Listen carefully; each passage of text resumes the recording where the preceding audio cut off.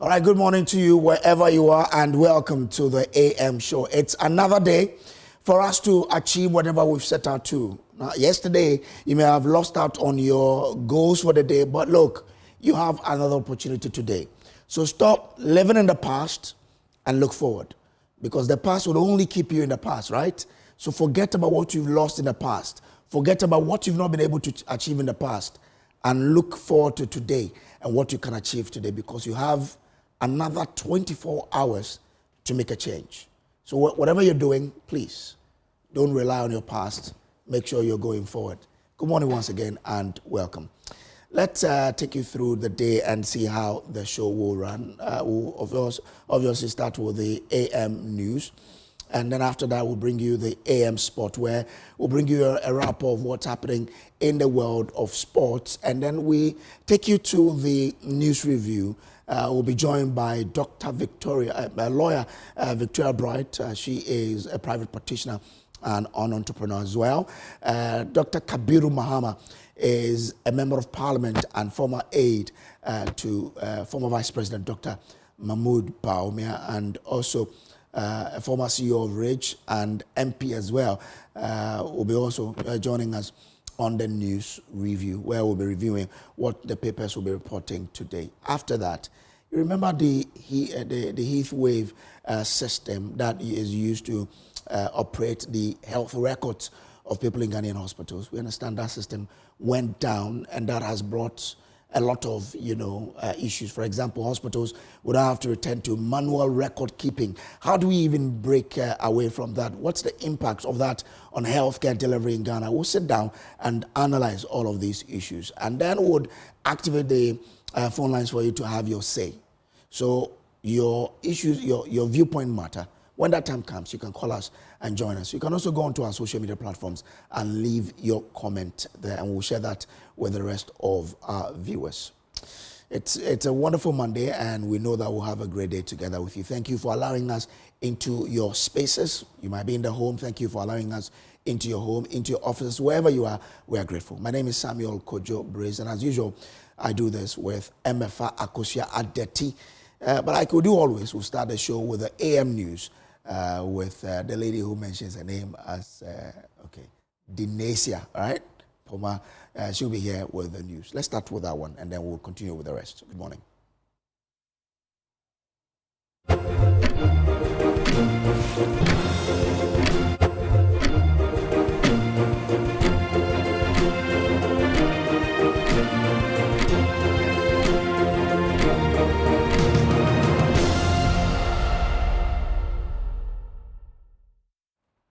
Hello, good morning, and welcome aboard to AM News. My name is Denisha Pomaije. In our very first story, Chief Executive Officer of the Environmental Protection Authority, Professor Nanama Brown Kluche, has reaffirmed government's resolve to reclaim and restore land devastated by illegal mining. Vast areas of Ghana's forests, farmland and water bodies have been desecrated, threatening public health, livelihoods and also the nation's environmental future. Well, speaking at the launch of a 2,000-hectare pilot reclamation project at Jaman Kwanta in the Amansia district of the Ashanti region, Professor Kluche underscored government's firm commitment to reversing the destruction caused by Galamsey and also restoring the country's degraded ecosystems. There's more in the following report.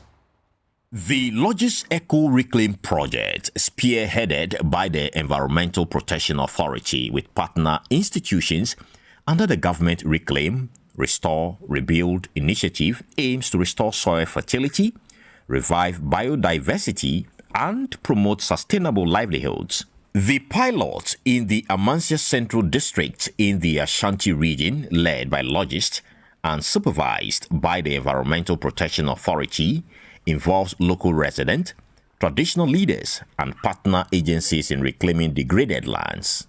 During a community engagement after inspecting some reclaimed site, Chief Executive Officer of the Environmental Protection Authority, Professor Nanama Brown Kluche, said, the reclaimed lands will host special plant species to restore ecosystems and rebuild livelihoods destroyed by illegal mining. The reclamation project we are launching today is a step towards healing the land, restoring livelihood, and rebuilding hope. We know the theme is to reclaim, restore, and to rebuild. This is a national initiative that is focusing on the reclamation of degraded lands and the rehabilitation of ecosystems destroyed by mining and other human activities. Through the eco-reclaim projects, degraded sites will be surveyed, mapped, and restored through activities such as replenishment of the topsoil, slope stabilization. We are going to do planting of indigenous tree species that can extract heavy metals from the soil and revive the health of the soil once again. The largest group will also develop livelihood support system, such as the agroforestry and sustainable farming to benefit the community. The goal is not only to reclaim the land, but also to reclaim livelihoods that have been lost, and especially the dignity of the community. EPA's acting Ashanti Regional Director, Sydney Kweko-Danso, described the project as a process of healing, urging traditional authorities to take charge and prevent future degradation. Reclaiming our land is not a one-day event. It is a process of healing. It demands commitment, discipline, and continued support from all stakeholders. I therefore urge our local authorities, traditional leaders, and community members to take ownership of this exercise to protect, reclaim sites, and to prevent degradation. Chief Executive Officer of Logis Group Limited, Daniel Doe Tamaklo, outlined best land management practices to ensure the project's success and called on communities to guard reclaimed lands against re-encroachment. As part of our operational framework, Limited is adopting best land management practices to ensure the long-term success and sustainability of the reclaimed site. This includes the use of phytoremediation and biowood species to naturally restore soil nutrients and stabilize ecosystem. Integrated land use planning, ensuring reclaimed lands are developed for productive agriculture and community purposes. Continuous soil monitoring and mapping using technology to track environmental recovery, and community-based maintenance systems that empowers local residents as custodians of their restored lands. However, for the efforts to yield lasting results, we must all work together to protect the reclaimed site from any form of encroachment. Traditional leaders have welcomed the initiative, pledging full support to protect restored lands and rebuild livelihoods through the project.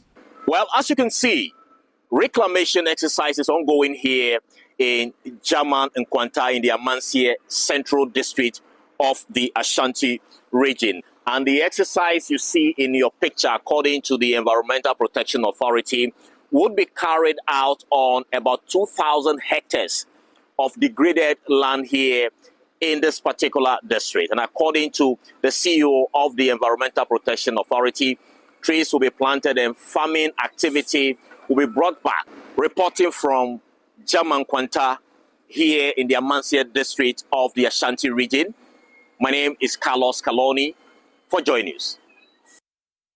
From environmental issues, let's head to education, because the Minister Haruna Iddrisu has waded into the social media controversy on whether keeping short hair for senior high school students is the way to go in instilling discipline among students. So this follows a viral video of a first-year student of Yasantua Girls Senior High School who appeared visibly traumatized after school authorities allegedly compelled her to cut her long hair before completing enrollment. Now, the video has since attracted public outrage, with many calling for a review of the GES Code of Conduct barring students from keeping long hair. We'll be hearing from the minister shortly, but first, just take a listen to extracts of social media reactions on the incident.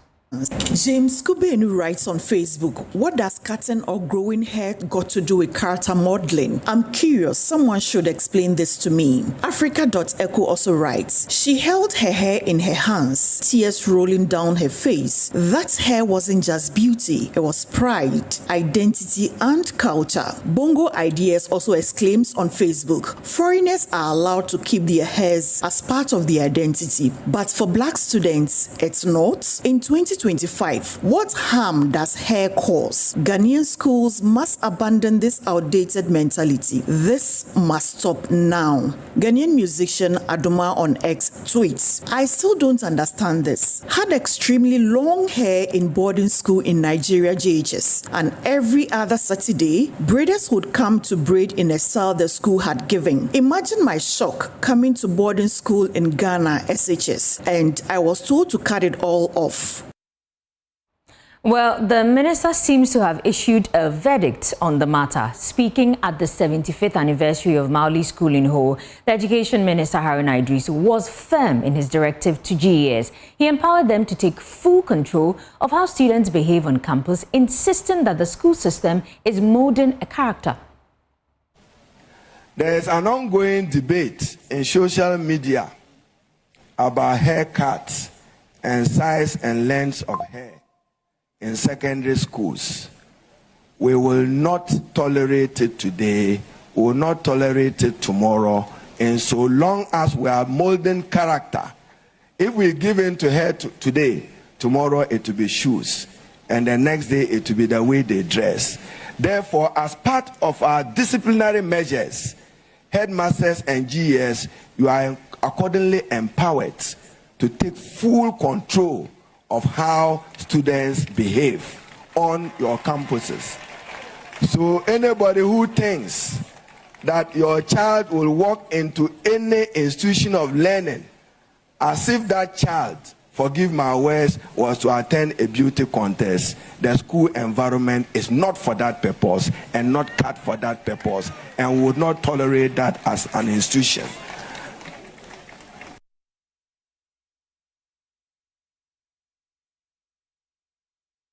Now, the president of the Ghana Institution of Surveyors, Surveyor Kofi Obeng Ayirebi, has called on surveyors to move beyond outdated procurement practices and adopt modern, innovative and sustainable approaches that ensure both quality and value for money. Speaking at the 2025 Quantity Surveying Division Conference, he stressed that the profession must evolve to meet contemporary industry demands, adding that true excellence in surveying goes beyond cutting costs and it lies in driving innovation, accountability and also long-term development. Surveyors across Ghana gathered at the Pimpamsi Hotel in Cape Coast for the 2025 Quantity Surveying Division QSD Conference, organized by the Ghana Institution of Surveyors, GHIS. Highlighting the theme of the conference, the president of the Ghana Institution of Surveyors, Surveyor Kofi Obeng Ayirebi, noted that value engineering goes beyond reducing cost at the detriment of quality. This year's theme, Integrating Value Engineering Infrastructure Procurement in Ghana, could not have been a more timely or relevant. As a nation striving to achieve sustainable infrastructure development amid constrained resources, the principles of value engineering present a clear path towards achieving efficiency, economy, and excellence in our project delivery. Value engineering is not about cutting costs at the expense of quality.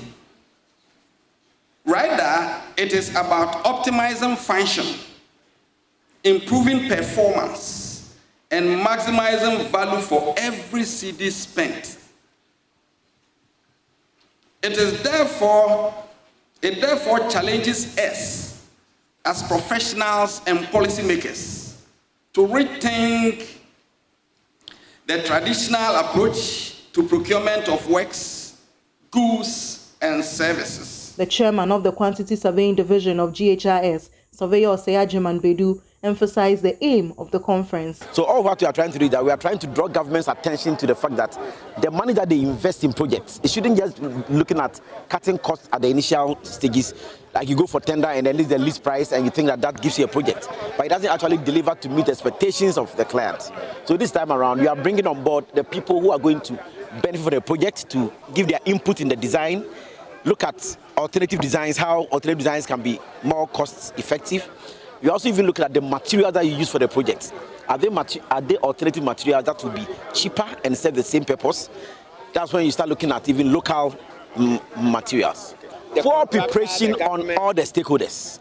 You see, because if you want to even say that it is cooperation at the instance of government, it's professionals who design them and go to. So it is all the stakeholders. So we need to have the realization that we all have to sit and make sure that we think through what we do and then get projects prepared adequately to serve the intended purpose for which we do the projects. Surveyor Dr. Najele Duamekpo, the chairperson of the Divisional Subcommittee for Continuous Professional Development, noted that current infrastructure projects in the country do not reflect public expected values. If you take the quantity surveyor, which is us, how do we look at the cost and manage the procurement process in such a way that we gain value? One of the emphasis we place in procurement is on when we are selecting contractors or goods and services, is looking at least cost.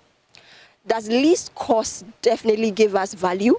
Not necessarily, right? So once we can move away from that idea that least cost is the best way or basis for selecting our contractors, determining, our goods and services, then we begin to look at more value rather than cost. I think a lot of the emphasis is on cost and not value, but value and cost are not the same thing. From Cape Coast, Abigail Lisel and Koma reports for Joy News.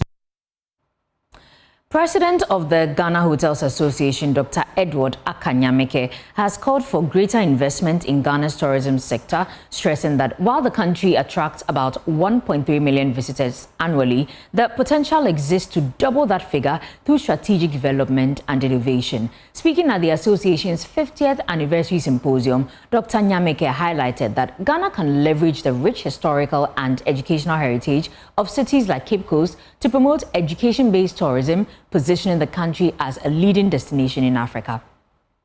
50 years, we should work towards having a training institution worthy of 50 years. For its 50th anniversary celebration, the Ghana Hotels Association, GHA, marked the occasion with the theme 50 Years of Advocacy, Perseverance and Impacting Ghana's Tourism and Hospitality Industry. While commending the efforts of Ghana's hospitality industry, the Minister for Tourism, Culture and Creative Arts, Jifa Blagomashi, noted that the industry contributed about 4.8 billion cedis to the country's GDP last year. Hospitality sector remains the backbone of Ghana's tourism ecosystem. If we contributed over 4.8 billion last year to the GDP of our country, imagine if we put a little bit more in there, what we can do together. Without hotels, lodges, guest houses, eco-resource and budget facilities, our tourism offerings would be incomplete. So you are a valuable part of what we do for this country. You provide not just rooms, but experiences. You are the first and last impression of Ghana that visitors encounter. Your contribution to job creation, local economic development, and community investment cannot be overemphasized.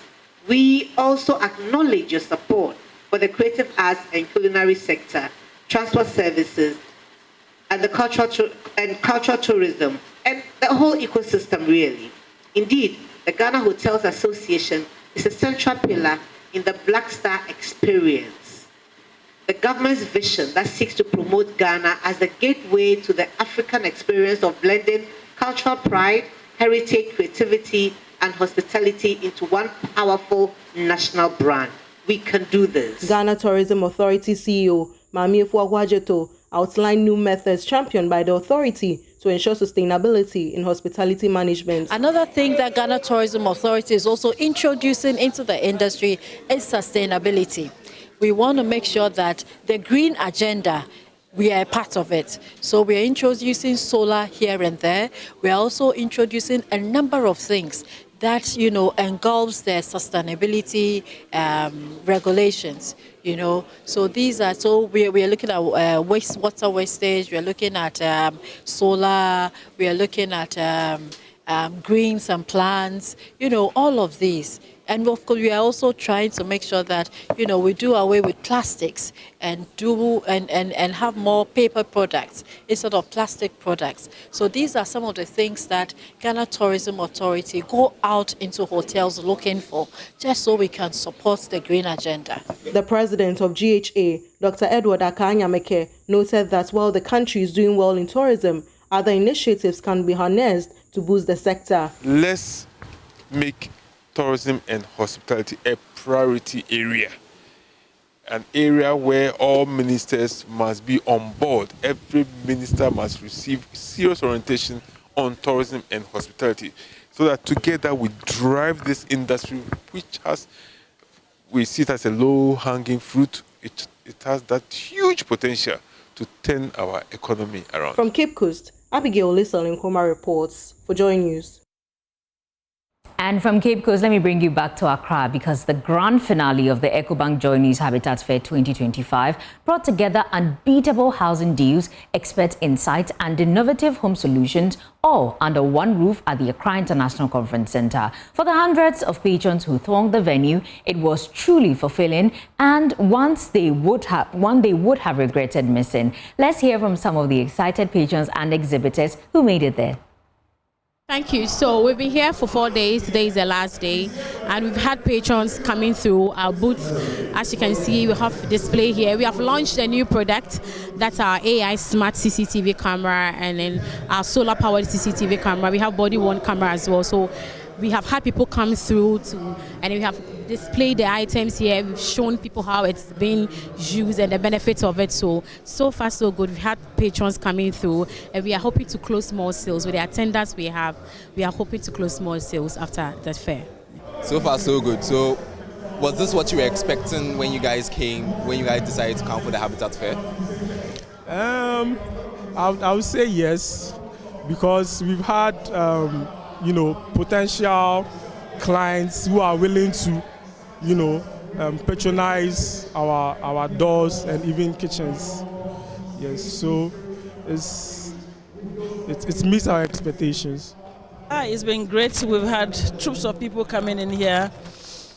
We've already started doing business, and so for the Habitat Fair, it's always been a good opportunity for us, and it's been great this year. So we're excited. We started on Thursday. Yes, Friday was okay. Yesterday and today has been something else. Yeah, so we are grateful. Wonderful. So you had expectations before you came. Well, have those expectations been met? Sure. Exhibitions are not for sales. They are for us to showcase and to tell the populace what we have. And for this one, we have done more than just exhibiting. We've been able to close some deals here and there, and so it's been exciting. The response has been so far very incredible, and in fact the follow-ups and the number of attendees and the leads you are having have been very, very, very encouraging. In fact, we've also had concerns raised about potential customers, about the issues and challenges they are having in the market. So we are looking forward to resolving all those things to serve the customers with that. We are new market entrants, so I think we find it in a position and we find it's a great opportunity to sign up to this particular event. Yeah, today is my first day. I heard today is the last day, so I decided to pass through. And I like what I'm seeing, the doors, the security systems, the cameras, CCTV cameras around. Yeah, it's been good. I've made certain choices. I've picked up contact numbers, and I'm hoping to get in touch with them. I came to the Habitat Fair because of solar. That was my main aim, because I always hear the adverts on Joy FM, and even to the extent of if you want pre-financing, it can go even up to that level. So I came, I met, and I think I have had answers to my questions. Now I'm satisfied, so I'll know where to choose from. Yeah, my expectations have been met. So it's good. It's good that we have such a things in Ghana. Sometimes some people doesn't travel to nowhere. and they have capacity and ability to buy some of the thing, but they don't know who will educate them and take them to this place. But as this thing is going on now, everybody will be educated, everybody will be directed to come around and get this kind of materials or these shows. When they come around, they will get what they want.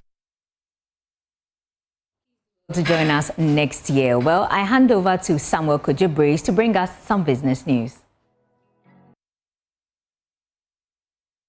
Let's do some business update here. The cocoa marketing company has stated that it will make a strong case through Cocoa Board to demand an extra $200 on every ton of cocoa beans sold to the European Union. This, the cocoa marketing company says, will be achieved through the European Union's deforestation regulations. The following report captures more. To the cocoa marketing company, Ghana has invested in gadgets and communications network which enables canning cocoa beans at farms and then uploading the data onto an electronic platform. The cocoa marketing company revealed that major cocoa buyers are happy to pay the $200 surcharge because of the threat of fines from the EU.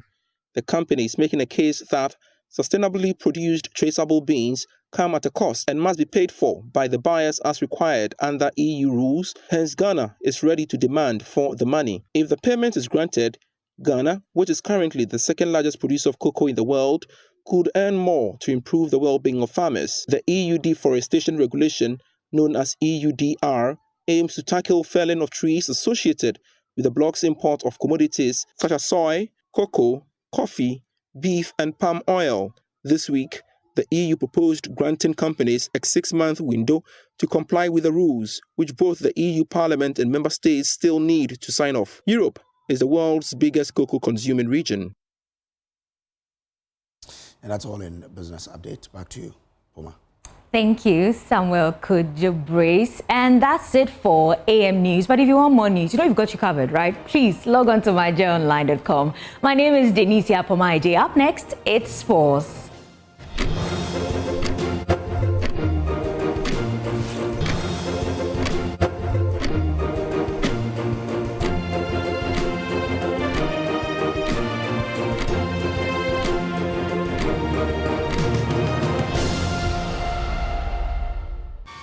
We bring you sports now on the AM show with me, Muftau Nabila Abdullahi.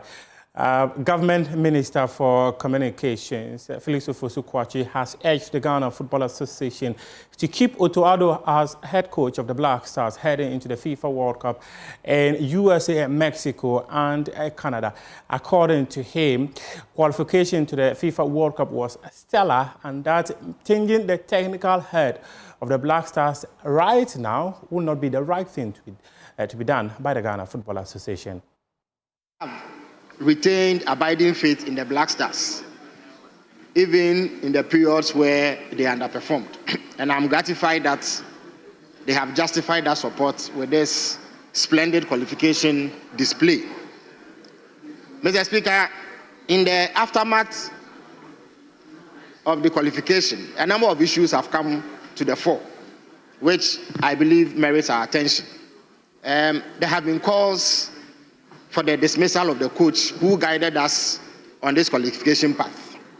Mr. Speaker, I believe that these calls are a bit unfortunate and they are misplaced, because the man who has guided us to this qualification in stellar fashion is best placed to prepare the team for the competition itself and prepare for the competition itself. So it will be a tragic mistake to dismiss the coach and hire a new person who will have very little time to prepare the team. The competition is in about 7 months, but in between that period, the team will not be camping for more than 3 or 4 occasions. And that time is simply too short for any experimentation. Let's take a look at some matches that were played in the Ghana Premier League over the weekend. Kumasi Asante Kotoko, they have been eliminated from the CAF Confederation Cup after suffering a 5-1 loss in the second leg of the Confederation Cup second preliminary round game against Wydad Casablanca. And their game was postponed. But these are the results of matches that were played in the Ghana Premier League. Accra House of Oak, they drew 2-2 against Bibiani Goals Stars. And also, there was a fixture between Midiama SC and Swedro All Blacks, and that game ended 1-0 in favor of Swedro All Blacks. Karola United 1-2-0 against Bechemi United. FC Samatex 1996 1-2-0 against Hohoi United. Nations FC, they won their game by 3-2. And despite that victory, the club decided to part company with its head coach, Kasim Mingo. A statement was released last night stating that they have mutually agreed to part ways. And Young Apostles, they drew 1-1 against Brecum Chelsea. So these are the results of matches that were played in the Ghana Premier League, match day 7. Kumasi Asante Kotoko's game against Vision FC has been postponed, and that is a game that will be happening later. Now let's do some polo. The Stanbic Bank Trustees Cup took place at the Polo Club on Saturday, and my colleague Abdul Karim Benin was there and has details in this report. Bounces Harold to the near side, going in, goal. The annual event, held in honor of trustees of the 123-year-old Accra Polo Club, drew a lively crowd for an evening of sport, entertainment, and networking. Darts Army took the lead in the second of 4 chukes, were pegged back twice, but sealed the victory in the closing stages. Captain of Darts Army, Daniel Ewadako, was delighted to emerge victorious. It's been a fantastic weekend. We had one foreign player from South Africa who came to play for the other team. My team was all my family and myself and my nephews, and we're very happy that we played against them and won. It shows you that Accra still has something Accra Polo Club still has something, and the local people still have something very good to offer. And I think the Stanbic Trustees Cup is here to stay. We'll continue to play it every year, and we're very grateful to Stanbic Bank. Despite the defeat, Frankie's Rockfield's Loic DeVos was named the most valuable player. Look, it's been a very hard game, but thanks to the team, I could be the MVP. It's an honor. We lost, but at least we tried, and I think that's a good one for the future, to do different tournaments and to come back. Gerard Boache, chairman of the social committee of the Accra Polo Club, said the tournament is aimed at promoting unity among members. And basically we played as part of, first of all, encouraging more cohesion among members, and also providing a platform for businesses to network and promote their businesses. And so, hence, this year, the Stanbic Trustees Cup. The match also featured South African 3-goal polo professional Cody Williamson, who turned out for the Frankie's Rockfield team. It's a competitive tournament. Many thanks to the Frankie's team who put me up for the week, for all the pony lenders. We had a good tournament. Throughout the week, had time to prepare, had a feel for the ground. The opponents were very competitive. We had lots of fun. The future's bright. There's lots of players who are up and coming, tenacious, excited. I feel there's lots of good backing, lots of horses coming through. And I think the future's looking bright in Ghana.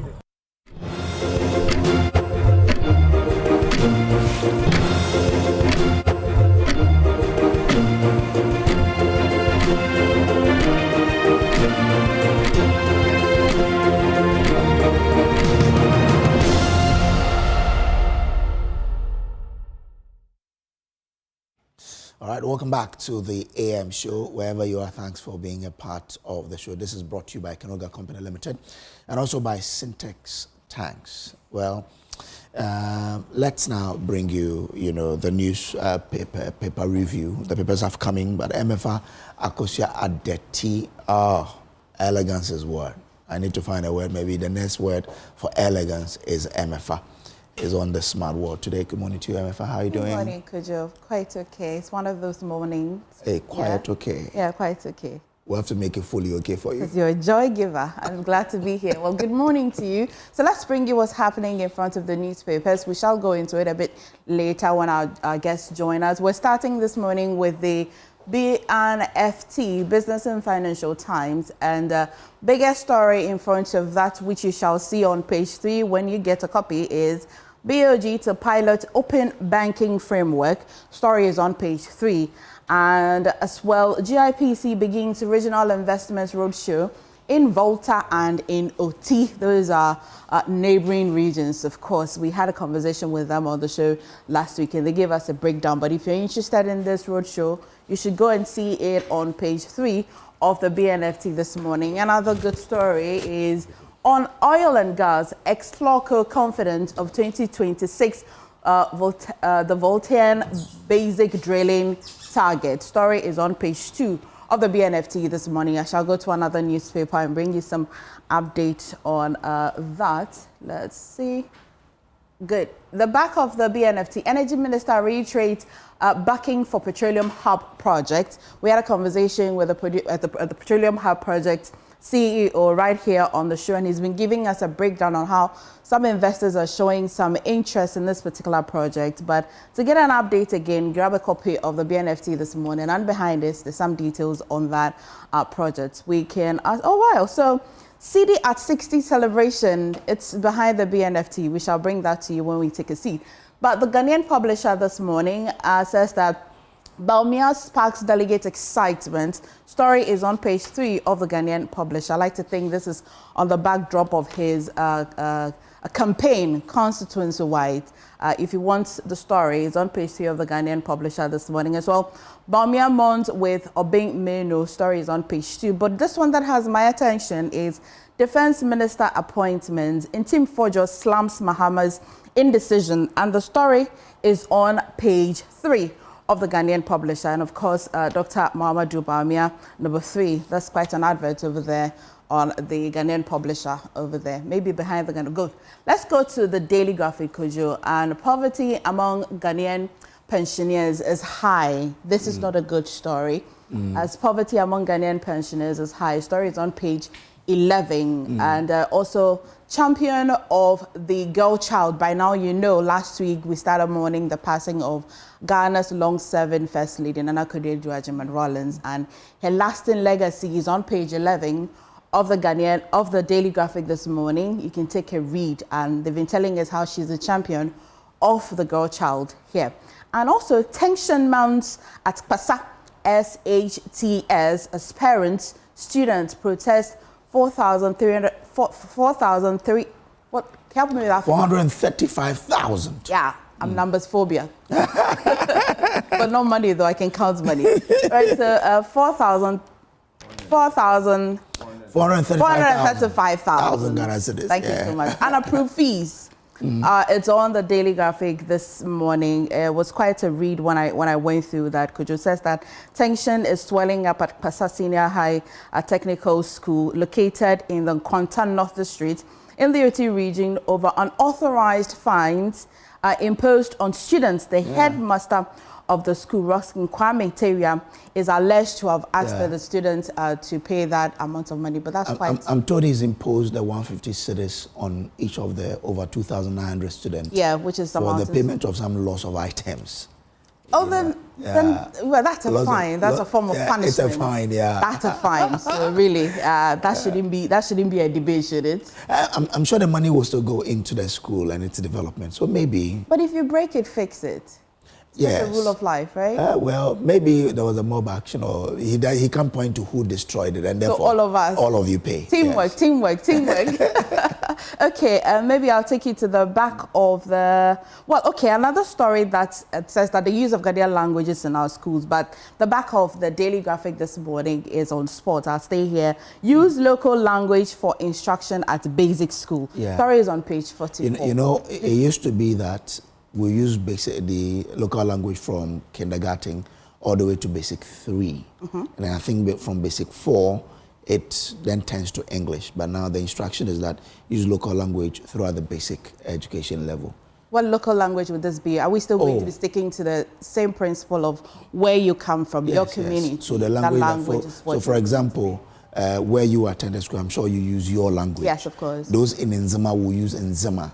Now we've been able to also add a hunter to the languages that you can learn. So I'm sure when you go to a hunter, for example, it will be a hunter language. There were some challenges of the fact that if a person comes to a particular community, doesn't mean that they are of that ethnic group, right? They are of that ethnic group, so they can be able to. But I'll go to the next paper, not the daily graphic this morning. We're done with the daily graphic. Take you to the next paper. Right, the insights this morning, Jobs for All, our vision, the Vice President assures diaspora of government's initiatives. And also, Mahama unveils free tertiary education for persons living with disabilities. We've been seeing that story as well, and says that the initiative is an act of justice and equality. You want to take a read? It's on the Insight this morning as well. And let me see another story that has our attention. Ghana must fully embrace AI for rapid development, says Archbishop John Adonting Boateng. That story as well is on page 5 of the Insight. And the story already brought you about GIPC beginning regional investments roadshow in Volta and Oti regions as well, has found an expression in the Insight this morning. Next paper will take you quickly. Today it says that ensure the use of mother tongue in schools nationwide. The Minister for Education is the one who's been speaking and telling the Ghana Education Service. And as well, good news for persons living with disability. Story is on page 3 as government moves to amend the Disability Act to include healthcare, rehabilitation and employment opportunities. That's it over there. Now, as well, lawyer renews PPP's call for Attorney General's Department to be separated from Justice Ministry for effective corruption fight. Story, quite an interesting read, is on page 2 of the Today newspaper. I guess that will be all. If I have more newspapers, I'll just run you through quickly as well. Okay, I'll take you to, of course, the CIMG news portal of the year 2024. President and I, our favorite news portal. And of course, yesterday was the final day for the EcoBank Joy News Habitat Fair, and vendors were quite excited. You as well, who came there, you are quite excited. But you can go back and see what you've been missing. EcoBank Joy News Habitat Fair ends in grand style, marks another milestone in housing innovation. Take a read on that. That's our definitely top story. And as well on the portal, Finance Minister Ato Forson expected to present the 2026 budget on November 13.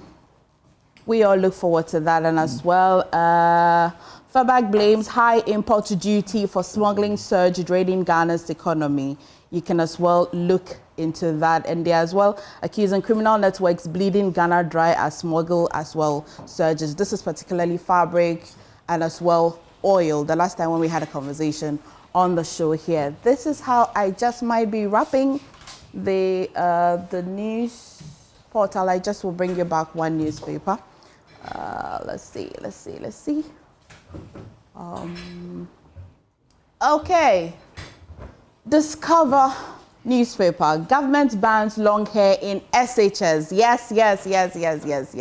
Kojo, this is a story that definitely will be on our table, on our desk this morning to discuss. Government bans long hair in SHS. Of course, you've seen that viral video of that just gorgeous young lady going to school and had to get her hair cut. And it sparked a lot of debate, which we shall also be discussing as well. And this one as well, free speech under threat, as Kojo Pong Kroma, alarm over new Cybersecurity Act. There is this alleged bill or draft bill out there that seems to suggest that it wants to regulate online speech. And so he thinks that this is one of government's tools to want to regulate freedom of speech, which would then bring the country backwards out of the progress that we've made so far. We'll discuss that one as well. But Bamia's grassroots welfare policy campaign shakes a huffle. That'll be all for the headlines of the newspapers this morning, Kojo. Okay, there's one story there, but I'll shoot over it. Oh, it's a very important story. Of course. Yes. Ghanaian youth choose, oh my goodness, Ghanaian youth choose raw sex over condom. You can say unprotected sex. Okay, because, you know, we report it as it is. I get it. Yeah, I'm very professional at my job. Yeah. So Ghanaian youth choose raw sex, but of course they could have done better with that word, right? Yeah, unprotected sex over condom. Ghana AIDS Commission has been reporting that. Are you all not afraid for your lives? Yeah, well. You can do better with your lives. You shouldn't risk it that way. Adventurous. All right, tell me about it. Okay, that'll be all for headlines. Thank you very much. MFI Kusiadati on the smart well.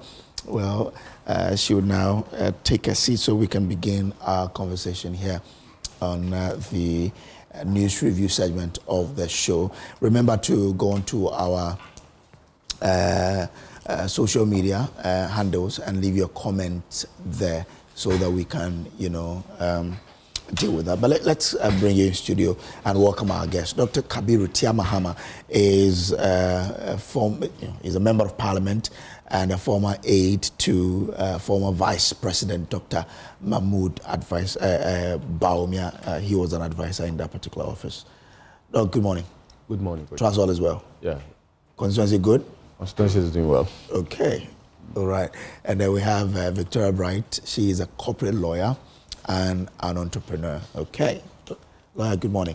Morning. It's been some time, oh? It has. Why? I've been traveling a bit. Ah. Yes. I'd have to apply to be your PA anyway, so we can travel together. All right. Let's get into the papers. But as we do always, we give you a maximum of 2 minutes to tell us your reflections before we delve into the papers. Doc, let me start with you. Well, also, it's good to be back. It appears to me that since the recess, I've not been here. Mm-hmm. And you were in the constituency, eh? Yeah, I was in the constituency trying to keep in touch with the people of Wale Wale.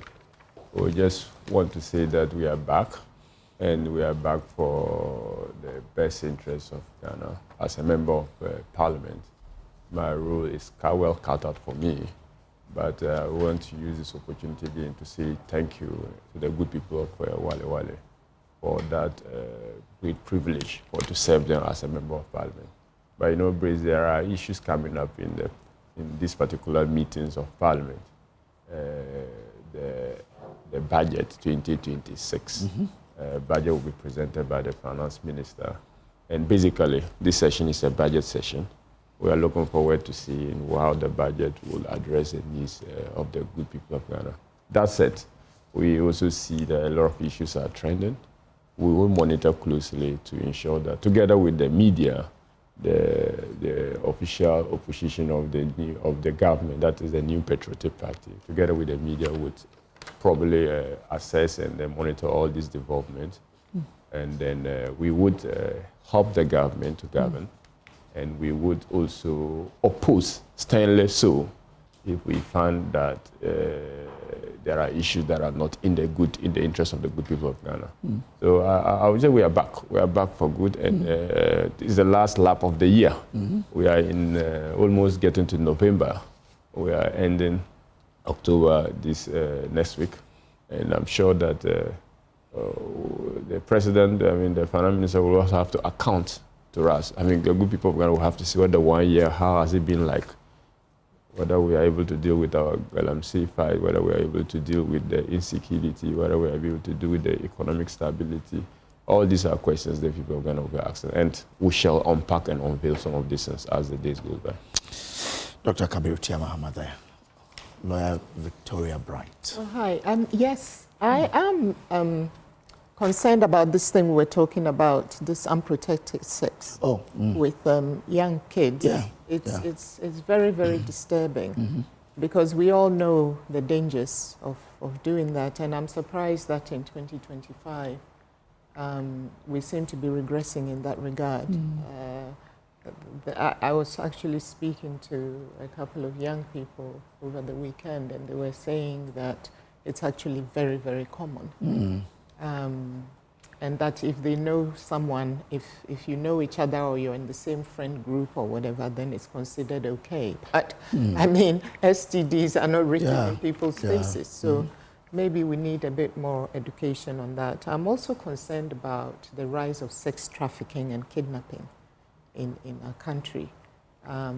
It's something that has slowly been creeping up, and it seems to really be becoming a big problem to the extent that it's not just a Ghana-centric problem anymore. It's in the neighboring countries, and I know there have been instances where Interpol have actually work together with, in one instance, the government of Ivory Coast, together with our security forces to actually free some of these people. And I was reading about an 18-year-old kid who was lured from a Senegalese goalkeeper.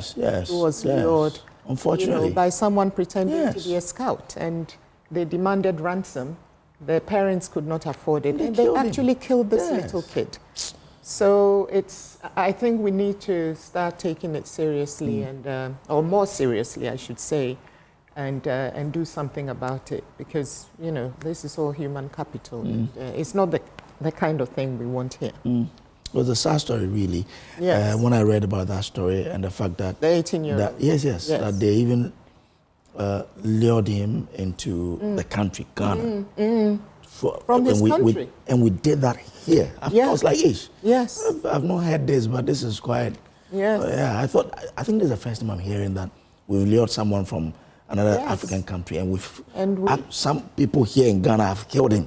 Because they couldn't pay a certain ransom. Yes. Was really so. We need to be very, very careful, because we can't afford these things. I mean, security, all these things are very critical to a nation's development. So we cannot afford to have these things. I agree with you. MF. Yep. Well, let's maybe start with LHIMS, because one, our health data, two, accessibility, and the fact that it's quite a conversation that's been brewing in the last years. You recall that some weeks ago or some days ago, a particular station in the hospital around Waja, Gbawi, suffered some challenge with the NHIS portal, because then they said that the system was down. Later, I would realize that it's not that the system was intentionally want to go back to manual, but the operators that manage that portal seem to have a certain impasse with government. Let's talk about it. What's the outlook, knowing that for public-private partnerships, or when government goes into a contract with an individual to provide a certain service for us as a country, looking at this particular case study, tell me your first, maybe I'll come to you, Doc, tell me your first impression, how we have left it till today, and what it looks like for us tomorrow. Let me hear your first reaction first. Well, so, I mean, just taking this case as a case study, we do know that the hospital digitization program, or health platform, was introduced in the last government, and the whole essence is to bring health accessibility closer, where data could be shared between or among hospitals, said that when you are referred from, say, TTH, Tamale Teaching Hospital, to Kolebu Teaching Hospital, you do not necessarily need to carry your file. A doctor sitting down in the 37 military hospital, or Kofu Anoche military hospital, could access easily and seamlessly the data that the patient should ordinarily be carrying to that particular health service if he or she is referred to that hospital. And it was actually meant to also reduce the kind of problem we have, because once data is stored manually and the physical files are being kept at a registry, it's difficult to trace files of patients. And sometimes these unnecessary delays also cause unnecessary loss of lives, because if the doctor needs to get the data of the patient in order to do the prognosis and diagnosis and possibly prescribe what could be given the patient to ensure speedy recovery, the lack of fairness, the lack of the alacrity with which they will respond will be greatly inhibited if the data is stored manually. So that's the whole essence. But in the delivery of this particular life-changing intervention, we have to deal with service providers, because individuals or people with expertise, people with ICT solutions, are those expected to provide this. So if government is not, does not honor in time the obligation expected of government, because they are supposed to be paid for their services, you realize that this problem will occur. Again, we also have situation where these service providers, probably because of lack of investment over time, their equipment on softwares becomes obsolete. And once they do become obsolete, it's difficult for them to match up with time and also to be able to. So you will realize that the blackout that we experience in amounts of hospitals as a result of the fact that some of them complain they are not being honored, some of them have, and if you are not even being paid, it means that you also have a situation of you are not able to invest adequately to ensure that your systems, your softwares are up to date in order to cater for the needs of the people. So basically, I would think that it's much more of the service provider angle, making sure that you have up-to-date data or software to be able to manage the system well. And it's not just the health sector. We're having similar problem with even our payment system. We talk of gift mix where people are not using it. Sometimes they are using it for infrastructure alone. That was invested. It's like we've not done anything about that particular infrastructure or backbone on which these systems are going to be operated.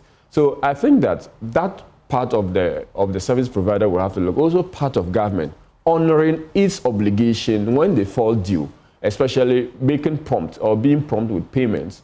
If the service providers present an invoice, I mean, you know that it's a critical national service they are providing, or it's a critical services they are providing to the good people of Ghana. You try to honor that particular obligation timely. There is also the bit about, I mean, that system was linked to the health insurance. And I've always argued that, you see, the problem we are going to face with the health insurance moving forward is that government is starving health insurance of the resources by the introduction of what we call the Mahama Care. The Mahama Care comes in to take resources that was originally meant for health insurance. But we do know also that, you know, health insurance was already having problems. That's why the fact that, I mean, all resources, 100% was to be given to the health insurance for the management of, for the provision of health services and for subsidizing the health needs of the people, or for providing insurance cover for health insurance cover for Ghanaians. But now that we have the medical trust fund, which is christened Mahama Care, that is drawing from the health insurance. Now they are going to use it to treat certain diseases that were not previously covered under the health insurance. Basically, those sicknesses come with huge capital requirement, or for huge requirement by way of the process. For instance, if you are going to do kidney transplants, if you are going to do dialysis, if you are going to do, all those sicknesses or illness, if you lack of a better word, comes with huge capital requirements. So now there's going to be pressure on the little resources that was coming. Of course, government has capped about 10% or 20% of that particular resources now to be that was accruing to the health insurance now to be going to the Mahama Care. But it also invariably means that the health insurance will then be limited in terms of the resources that will be accrued to it for the purpose of financing the health. So I think that we have to look at it broadly. Either government trying to look at innovative funding sources to cater for health delivery in general, making sure that we provide service, we pay service providers timely so that they can keep their systems updated. And I think that if we don't take this seriously, wrong data, we can have even data jump, that someone's medical history would actually be attributed to another person's medical history because your system is not updated or your system is not well managed. And I think that government will have to be much more, the health minister specifically, will have to be much more proactive and forthright. Vicky, I'll come to you, but let me just stay with Doc just for a minute. Sure. So in 2018, when the government was launching this particular project, I like to think, did they really envisage monopoly and data sovereignty? Well, so... Do you think they forward-thinking? Did they yeah, so data sovereignty has been part, especially the data security part, is part of the national laws of the country, that the Data Protection Act makes provision for that. And to that extent, I would believe that any service provider coming to provide service, and doctors, for that matter, also sharing this particular information among themselves, would be within the limits of the law, say that data protection and would be up. On top of data sovereignty, you are talking about basically the capacity of the Ghanaian people to own the information that is produced, irrespective of the fact that, irrespective of the service provider, i.e. the service provider may be a foreigner. Yeah. Okay, but the Ghanaians should still have, the government of Ghana should still have the ability to control, as it were, even keep the data at the end of their service or contract period. Do you see that? Did you see that in this particular arrangement? Basically, I mean, it's part of any. I'll be very surprised. I'm not privy to the detail. I'll be very surprised that data sovereignty would not be factored into the contracting, because it's part of the The only problem we sometimes have is where the data sits. Okay. If they're operating on a monopoly system, Lightwave as a company is as far as I'm concerned, was the only person that was managing this particular portal. If they are the only person, whether Ghanaian or not, if it's the only entity that was managing the health data of the country, and we had a breakdown, and you can see that we're back to manual, does that not suggest that there was a breaking chain in the sovereignty? Yeah, so monopoly of the system is basically not the problem. The problem, for instance, Ghana Health Service manages the data of every Ghanaian. For instance, is that data monopoly? No, because you want to have a central repository where you can easily access data. I think it will be a bit chaotic if different service providers were managing the health data of different people across the country. Okay. It's going to be a bit of more chaos there. My only issue would be, to what extent does government have control over the data? Okay, so that if the data is stored in the clouds, and government should be able to have, even if they are going to change a service provider, the successful transfer of this data to the new service provider should be seamless. And I think that is the angle that we should be talking about. Okay. We may talk about data storage and also data protection. I'm sure the service provider should, again, and I'll be very scandalized if the service provider do not have such a system that even the data storage and the data backup system would be there. So that even if you are manually moving in the meantime, it doesn't mean that you totally lose your data of the health data of the Ghanaian people. So I think that is the angle. I'll come to you, Vicky. Could it be a good time to come to you, Vicky? I'm certain that you may have followed this story particularly. While I hear Doc say that, of course, he will be quite scandalized, which I will also be quite scandalized if I find out that we didn't have the country or the government didn't have the sole control over the database. You would see that now because the company says that government owes them. They need to perform certain obligations, then they are not. And we've seen that affect healthcare delivery currently. We've gone back to manual. We've seen hospitals print books. The booklets were when you go to the hospital years ago, they'll take the data and all of that. Unlike now that they'll key it. Do you think that if government had control over the data, they would have to go back to printing books to be able to enable service delivery? I mean, there are so many different, I guess, unanswered questions related to this whole thing.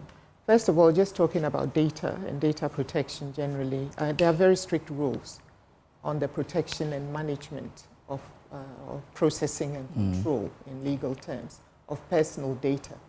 And there are even more strict rules legally for what we call sensitive personal data. Sorry, I don't cut you, but which means that a company cannot intentionally say, I am leaking.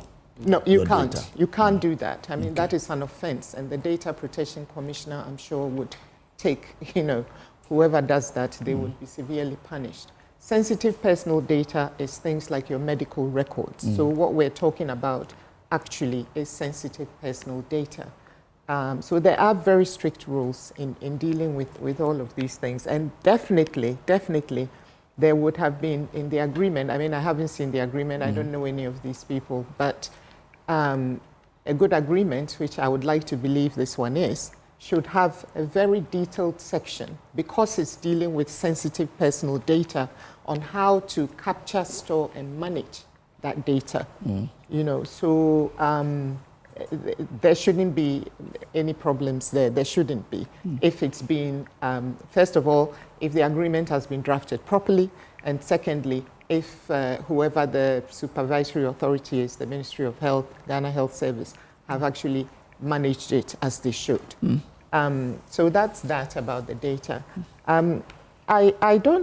I think we need more transparency in this whole debate, because what I'm not sure of is whether there are two problems. One, they haven't been paid, but then look, most government contractors are in the same position. They are not boycotting this, that, or the other. They are as difficult and as impossible as the situation is. They are trying very hard to keep going. And of course, that is wrong because these are employers. They have responsibilities to their employees, and they also have families, you know. So it's important that all these things are remedied. And I think government is trying to take steps to close these gaps. But we have the gaps across the board, not just in this particular situation. But this is, so that is one problem. The second problem is, my understanding is that they've been presented with an agreement which they believe is unfair and which they believe is not going to help them to sustain. It makes the business sustainable going forward, unsustainable rather, going forward if they go with that agreement. So we don't know, you know, we don't know what unfair means. If they say financially unfair, I mean, are they being greedy or are they being, you know, are they truly being unfairly treated? We don't know. So for me, there are so many questions which have not been answered. But it is, the job that the system does is very important and critical in the delivery of healthcare. Because if, for example, if you go to the UK, your first port of call is your family doctor or GP. You go with your issue, etc., and then if need be, they refer you to a hospital. If you go to the hospital, they have all your records. Between the GP or your family doctor and the hospital, the records are all there online. And it works, the converse also works, because if you say you're in an emergency situation and you go to a hospital, by the time you next go to your general practitioner, they already can see that on, you know, on the 18th of October, you know, Brace went to A&E, blah, blah, God forbid, blah, blah, blah, you know. And so it's actually a very critical part of service delivery. In an emergency situation, for example, it means your records can be quickly accessed. They can immediately know your profile, who you are, and treat you very quickly. So, you know, our healthcare system, we are improving all the time, but we're still far off from where we ought to be. So for me, adding this compounds a problem that's already difficult. You see what I mean? We don't need any more difficulties in the management of our healthcare system because it's one area of our lives that really has to be improved and improved exponentially. You know, so I understand that the people had to furlough people home and now they've brought them back, and, you know, whatever it is, our healthcare, you know, no one can play ping pong with our healthcare. No one can play ping pong with our healthcare. So it has to be sorted out. I don't know whether these guys are the best people to do it. I don't know who, I don't actually care who is the best person to do it. But what I do know is that it's a system that's necessary for the delivery of healthcare and improvement of healthcare. And so the sooner this problem is resolved, the better. I think the contention here has to do with why we allowed an entity to monopolize this. Yes. Must it be one entity or must it be multiple entities? Yeah. Well, I mean, I think there's a case for having more than one entity. Okay. I mean, look, we are 33, 34 million people in this country. There's no reason why only one entity should manage all of this, you know. So I don't think it's wrong I don't even know whether that's what's happening, that someone is trying to say, look, it's enough. Let's just look at it. And even if that were to be the case, there are always ways to do these things so that it's seamless. And patients don't become collateral damage in some kind of dispute or people's opinions or whatever. So I think there's always a case to, I don't believe in monopolies. Sometimes we have them because that's just the way the forces of the economy or whatever have worked, you know. But it doesn't also mean that monopolies are always bad. Yeah. You know, because if they are doing a great job and they are not overcharging government and they are not holding anyone to ransom, then why not? When their contract comes up for renewal, it can also be looked at. But as Doc was just saying, and talking about monopoly, of course, monopoly generally is not a good thing even in business, but in certain situations, you're likely to want to go for monopoly. Of course, why? Because these are health data. What would it look like if you have more than 2 or 3 entities managing health data, which is one of the concerns which you raised. And so I'm just thinking for health data particularly, does it look feasible, just on the face of it, where I'm not an expert, but just on the face of it, is it something that multiple entities should look at? Yeah, it's not multiple entities, but this is the age of technology. Right. Everything is possible, right? It's all about interconnectivity and or interoperability, isn't it? And I'm not at all advocating one way or the other. All I'm saying is that it's not impossible to do it that way. And monopolies, I don't like them, but they are not necessarily a bad thing. Sure. Because sometimes, as long as it's not abused, there's nothing wrong with a monopoly as long as it's not abused.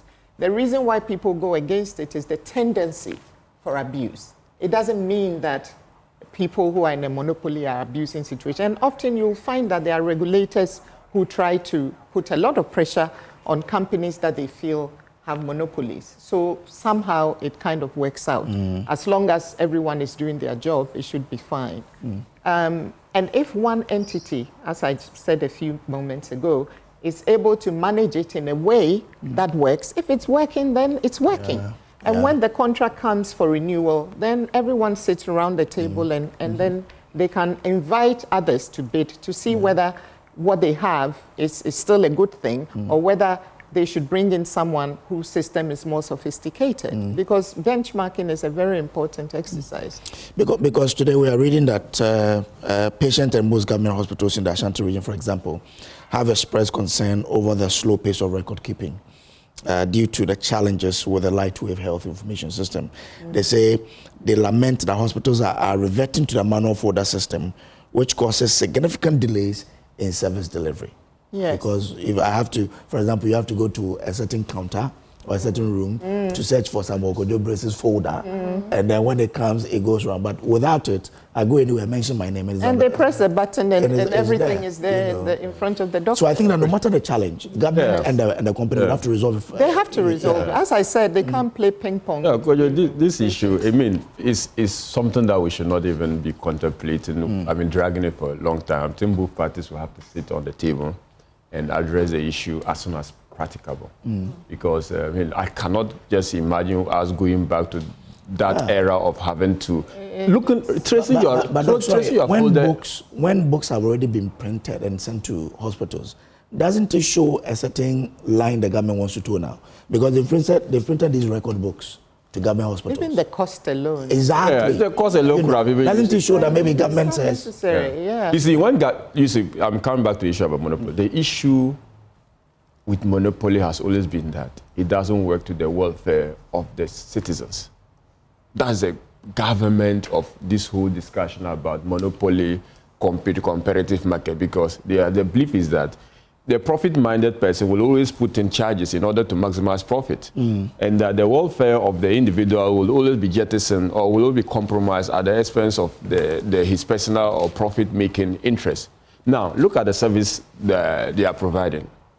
They are providing data management and storage for the government, health data management service solution provider. In that particular sector, well, one could say that you give many people the opportunity to manage government data, but that is not feasible. One may say, okay, divide the country into zones. The northern sector, a particular company is providing, or that is also going to be by 2 companies, right? All those mathematical formulas or when the permutation can come in. But the bottom line is, like she said, if the service provider is providing the service without any problem, the service provider has provided this service at least for the last 7 years without any challenge. What do you have? If it doesn't break, you don't fix it. Okay. So I just think that if they are having issue with the charges, then it's an opportunity for them to sit on the table and renegotiate the service fee. Otherwise, I think that we should not even contemplate going back to the era of where we have to keep our data manually, and then people will have to queue, and there have to be someone at the record unit to try to look for your data. Data management system in this country, especially manual data, is very terrible. Maybe very terrible. Maybe the real issue here is between the time government is dealing with its impasse with a service provider. Between that time, what happens? Because we've shown that it looks like there was total lack of accessibility to the data. This is why we have gone to... But that is wrong. That should this is where the challenge is. That should never happen. I don't think even the debate really is whether it should be one person managing it or not. The problem is, if there is a challenge, who rises to the occasion? Yeah. What was the clause that was inside the agreement with them? Because now we've seen that it looks like government is just throwing its hands up, then we've gone back to printing papers and all of that. It is the in-between. Yeah, because look, one of my areas of expertise is privacy and data protection. There should have been very clear provisions that data does not belong to the service provider. Yeah. I mean, that data, it should have been explicit in the agreement that that data does not belong to the service provider. You understand?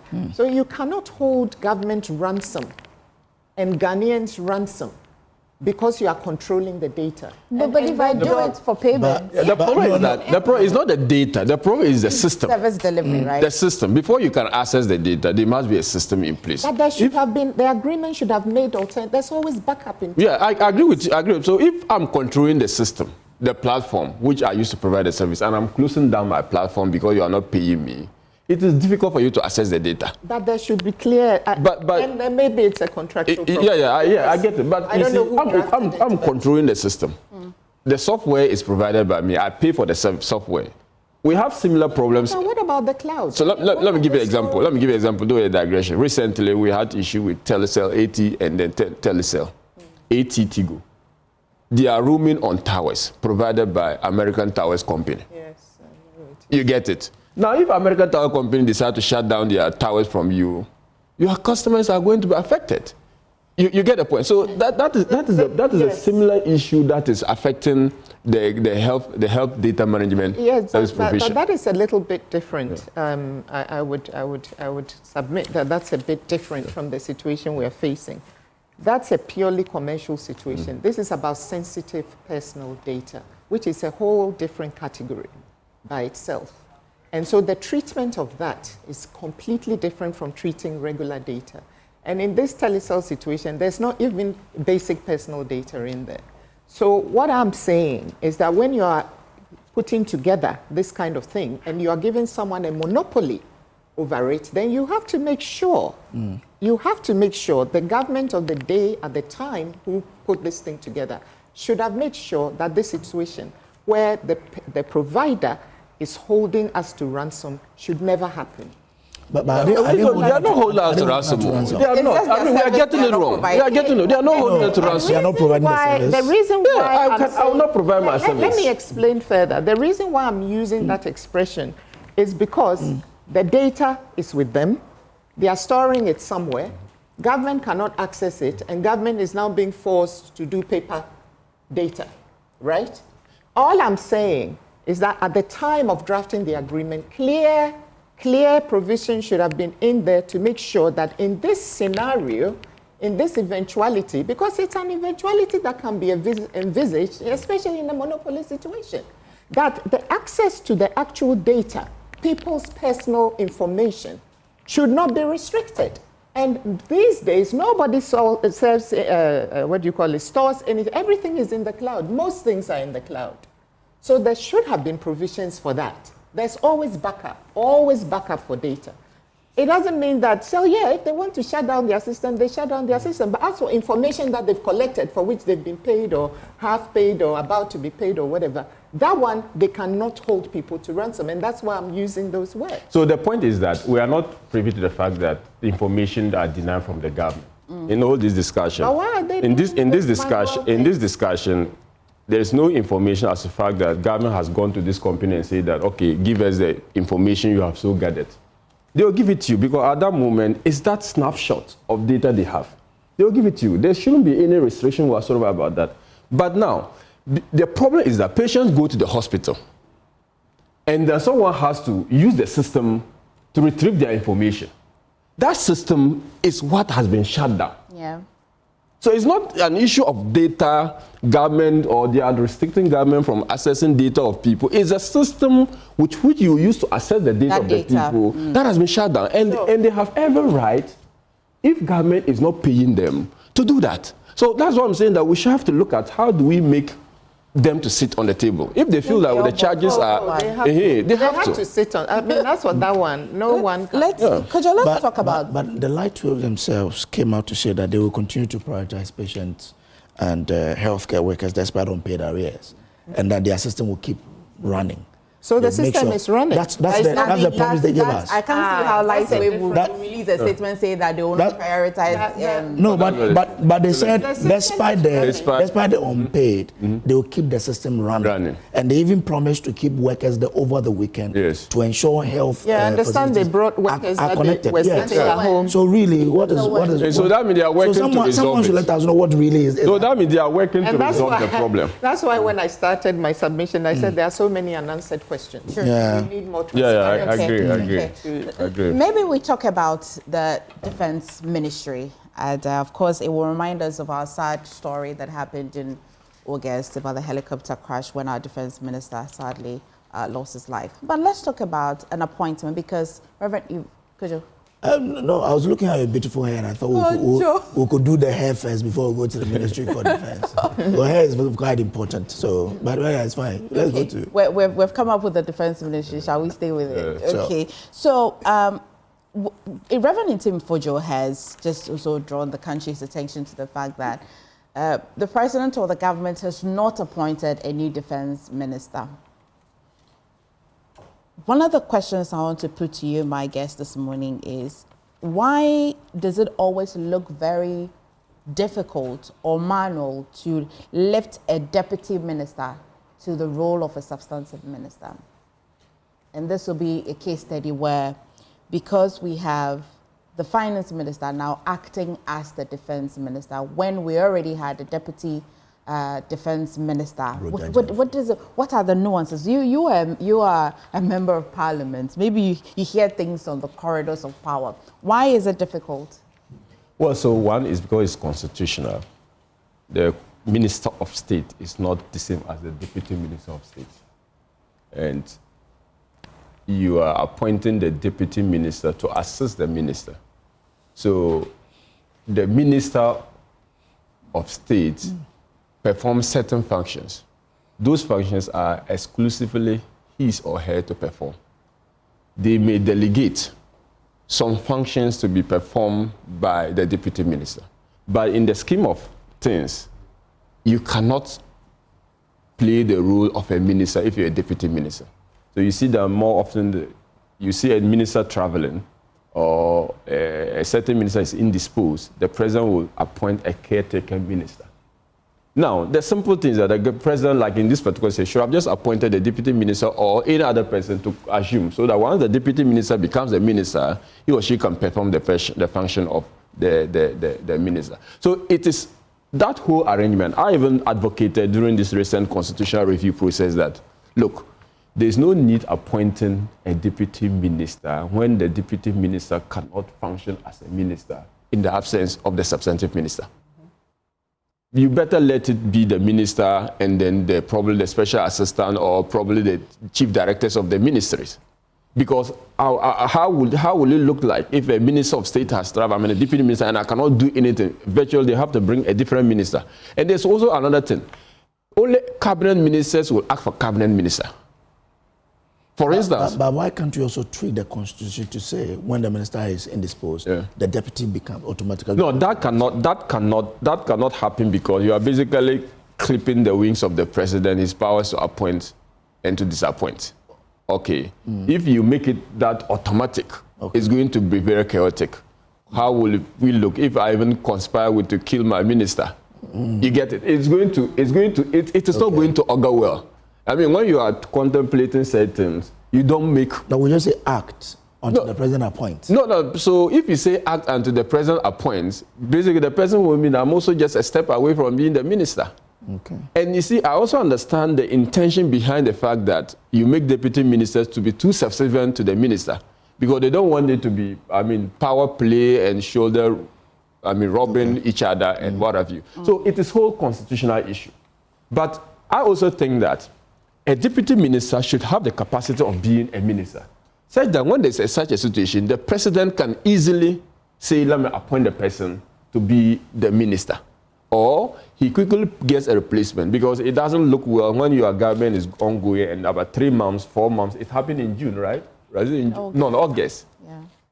Almost 3 months down the line, you are still struggling to get a minister to replace it. And that is the whole issue about revenue. And I remember when the president was making his appointment, I made a comment which was misconstrued. I said that if the president is serious about this country, the first appointment he will make is the Minister for National Security.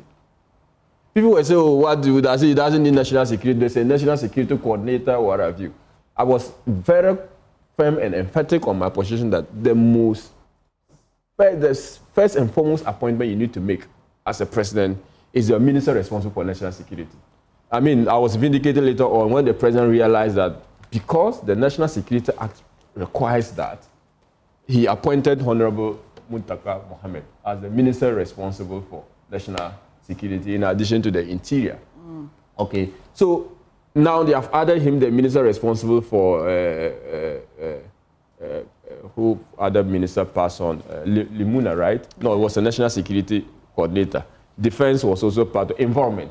He's the caretaker minister for environment now, right? The environment. The land minister is land minister. Sorry, so land minister. So this is the arrangement, and that's the difficulty, though. The reason why government finds it difficult to. I think the constitutional review process should take into consideration this fact that the Minister of State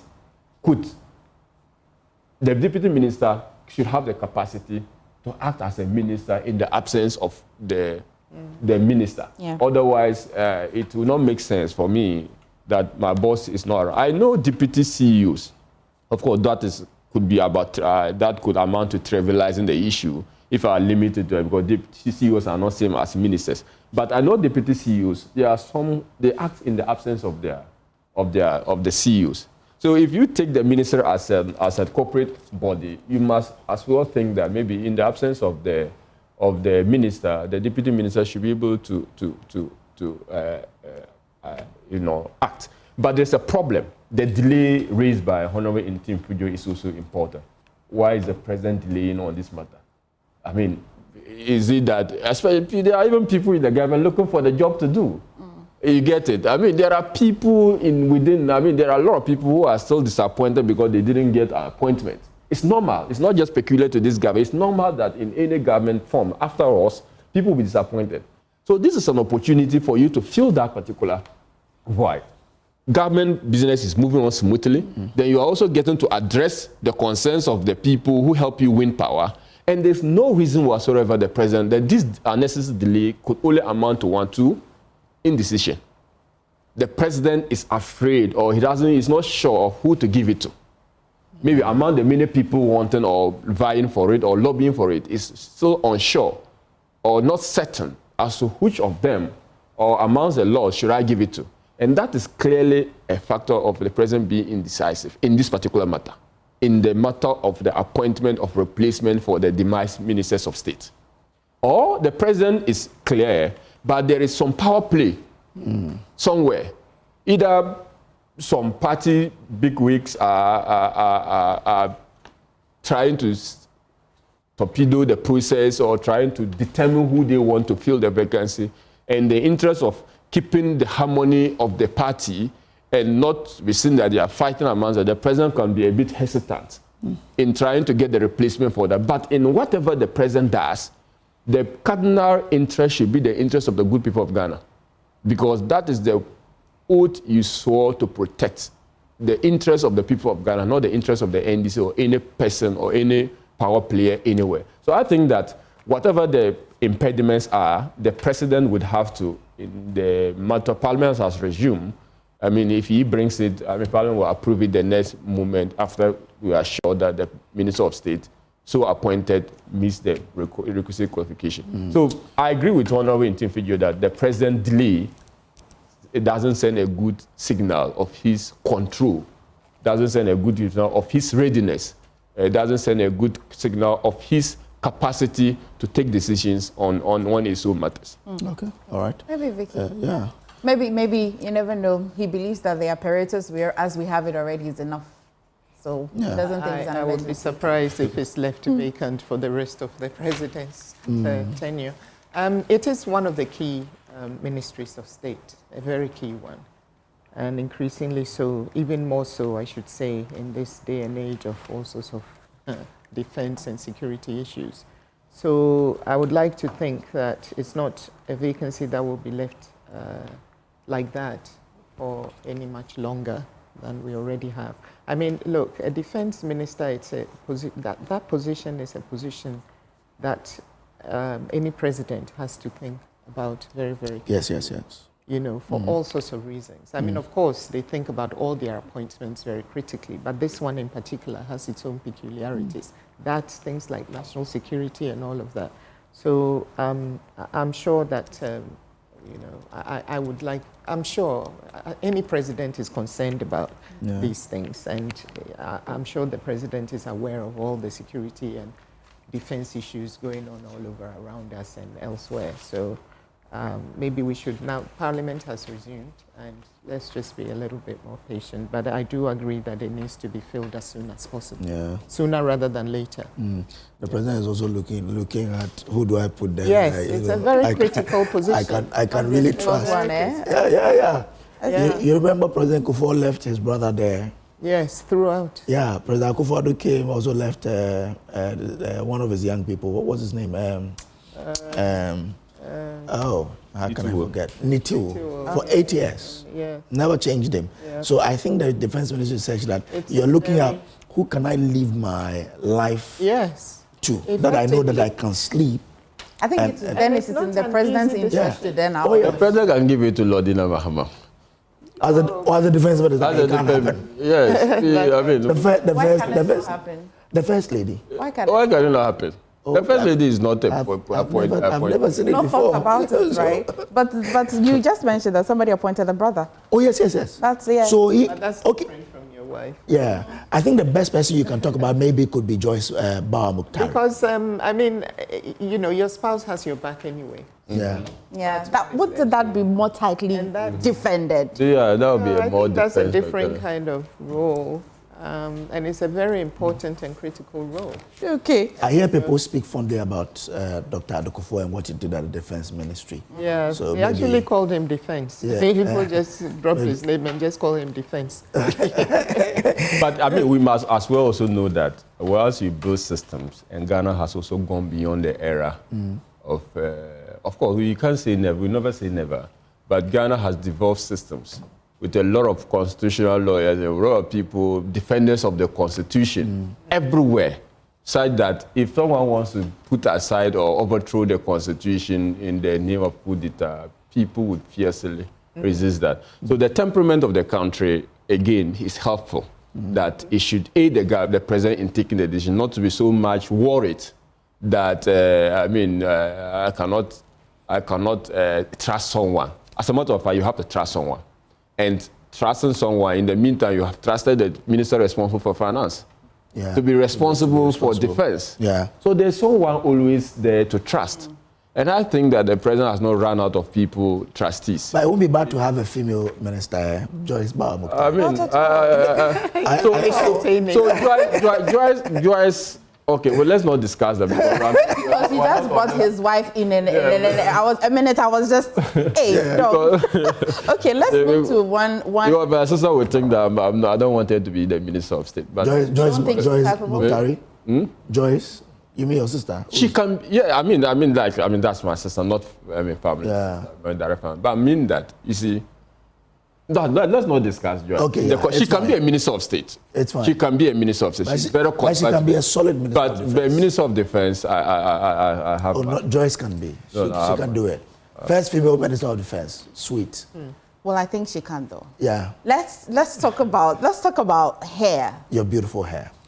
Thank you. And that of lawyers. This one is hired. This one, I hired it for a minute. It will go off by the end of the day. Okay. But let's talk about that young lady who you have seen on social media tearing up, ripping a lot of people's heart apart because they were cutting her hair. She had to go to school. Here's what the minister had to say, and I like to think it is on the backdrop of this. Here's what he had to say.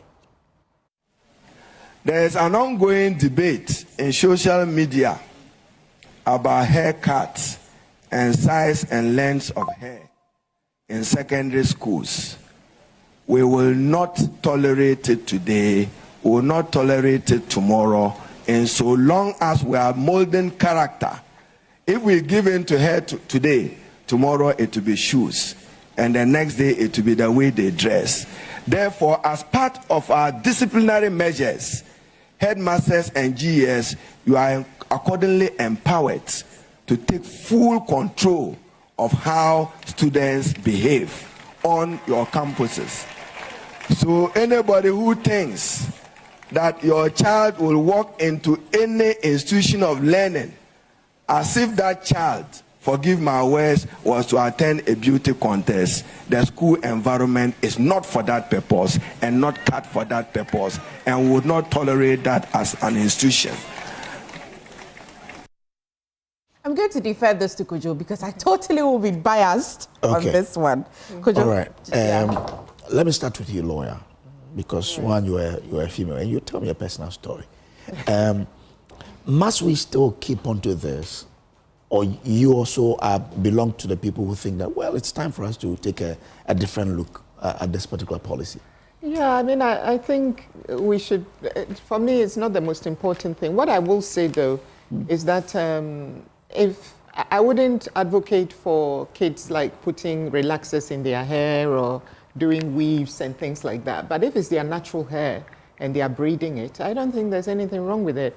I was saying to you that when I was little, before all this haircut thing started, we used to, you know, in school, I was in Wesley Girls, we used to just braid each other's hair. You know, you braid my hair, I'll braid your hair. Because it was a girls' school, it was easy to do so, and we all learned how to braid hair. And then the rule came in. And I remember we were told that we shouldn't come to school the following term unless we literally had Sakura hair. And so I had very long hair.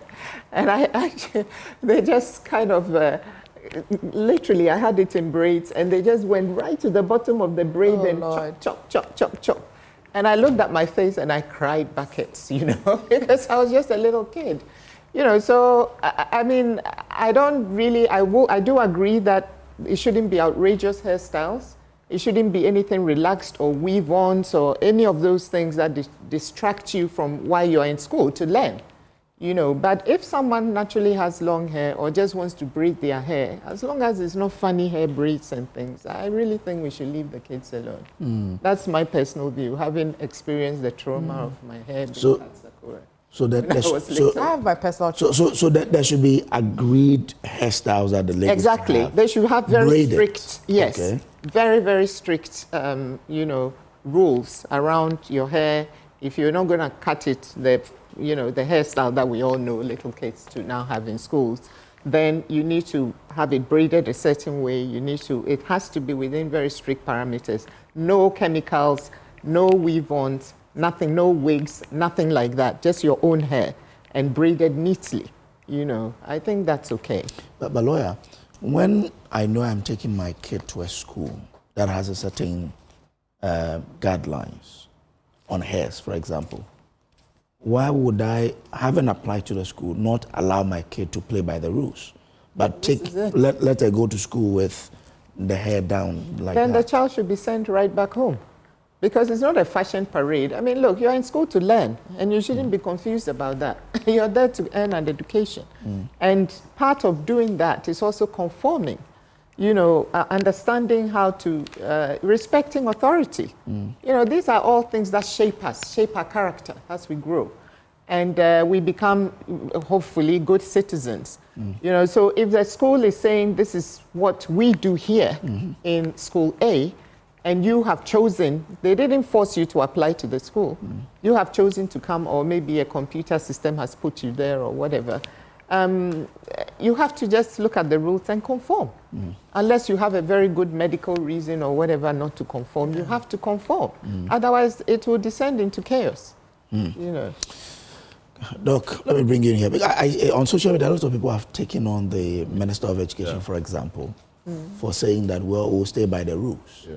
And my question is, before I agreed to maybe work at multimedia, I knew that at multimedia, you have to do ABC. Why do I now come in, and when I'm forced to play by the rules, then I criticize my manager? Yeah, so I think first and foremost, the Honorable Minister for Education is a very diligent man. He's very thoughtful of his actions. And I'm sure he wouldn't have made this statement if he had not thought about the implication of that statement and the public debate that it will generate. I know Honorable Iddrisu is a very intelligent man as well, and he's been through it all.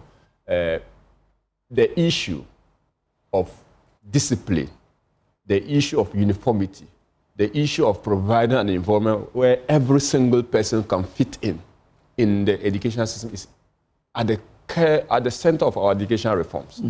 Now, come to think of it, once you relax rules, that you mingle rich and poor children, people have the capacity to do the most expensive hairstyles, no matter how simple it is.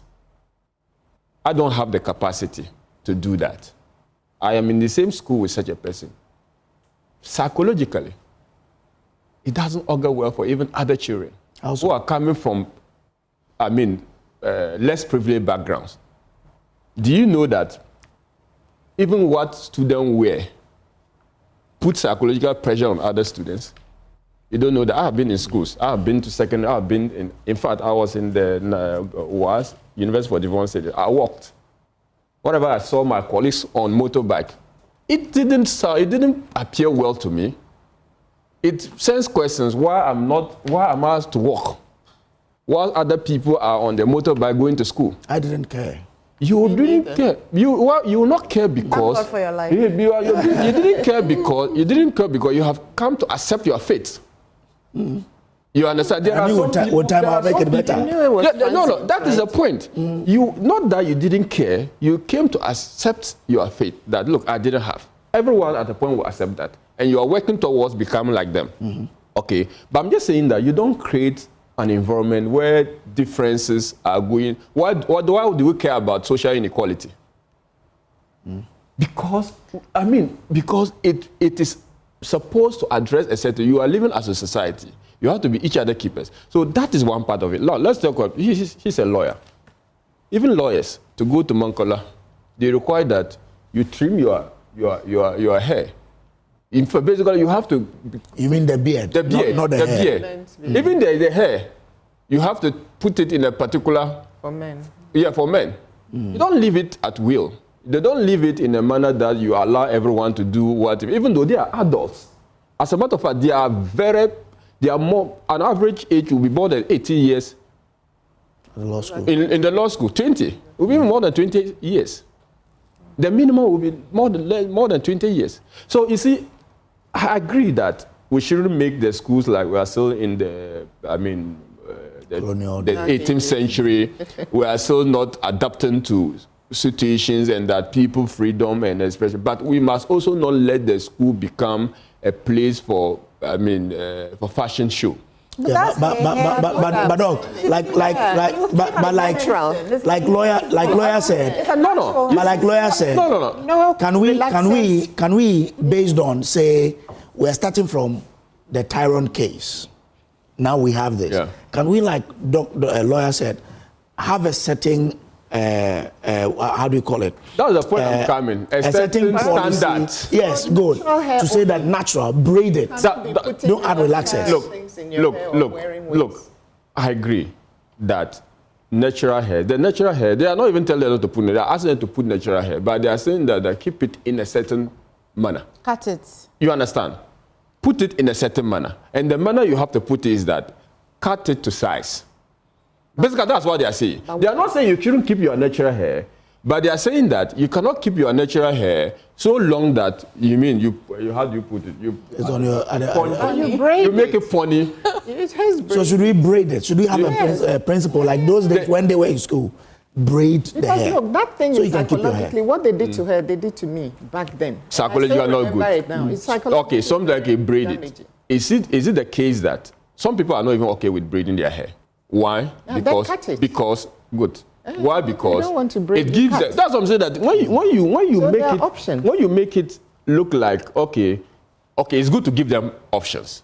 at least 2 options or 3 options is better than 1 option. Because at least many people will get to fit in. To that extent, I agree with the suggestion that let's have at least a very simple, decent, and maybe fashionable hairstyle so that people can braid their hair. If they don't want to lose their hair, they can braid it and probably whatever. But I'm just saying that we should not be so much liberal and so much freedom-centered that we are interested in unfettered freedom for students, that we create a problem. We create a problem in the senior high school, and that's why Honorable Iddrisu was saying that today it is hair, tomorrow it will be shoe, tomorrow next it could be something else. So because of that, I understand that's why the lawyers are a bit conservative, because they don't. Once you give someone one freedom, he's looking for another freedom, and the next generation will look for another freedom different from the freedom where we are experiencing. So why don't you keep? I'm in school. Okay. I'm going to be there for 4 years. Why can't you conform with the rules that are applicable in that particular situation? You understand? But I'll conclude on this point. There's no correlation whatsoever between person hair and academic performance. It's well established. If there's anything that we should learn, Tyrone. My guy case is one case we can all learn from. There's no correlation whatsoever.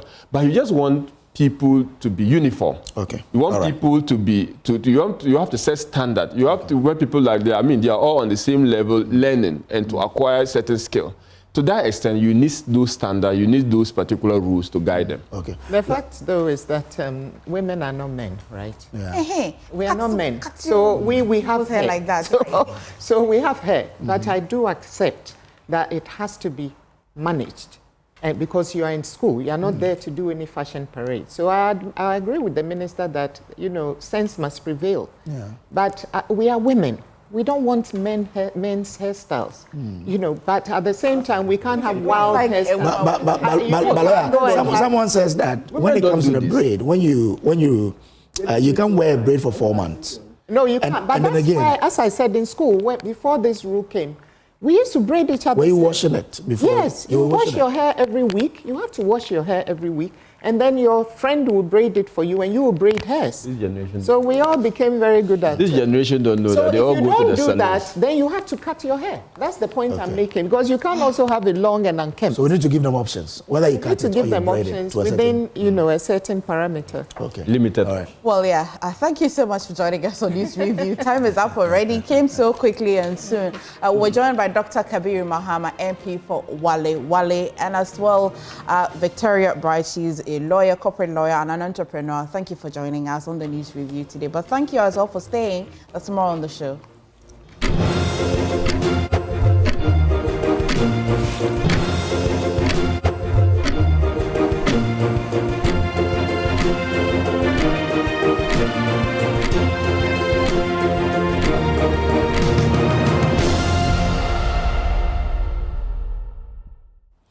All right, welcome back to the AM show. And let's move on to something that's of interest to all of us, something that we've been talking about, even on this review, it featured. Now, record keeping in public hospitals in danger as continuous disruption of Lightwave health management system, the LHIMS or LHIMS, affects a huge toll on health service delivery across the country, forcing some health facilities and NHIS to apply manual recording, which some say it's really delaying service delivery.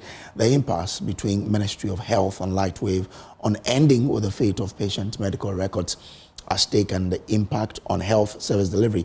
What's the way out is the question, and we've been joined on the show today by Eric J. He is the Senior Project Manager, Lightwave eHealthcare Solutions. He's in studio with us. Good morning to you, sir. Good morning.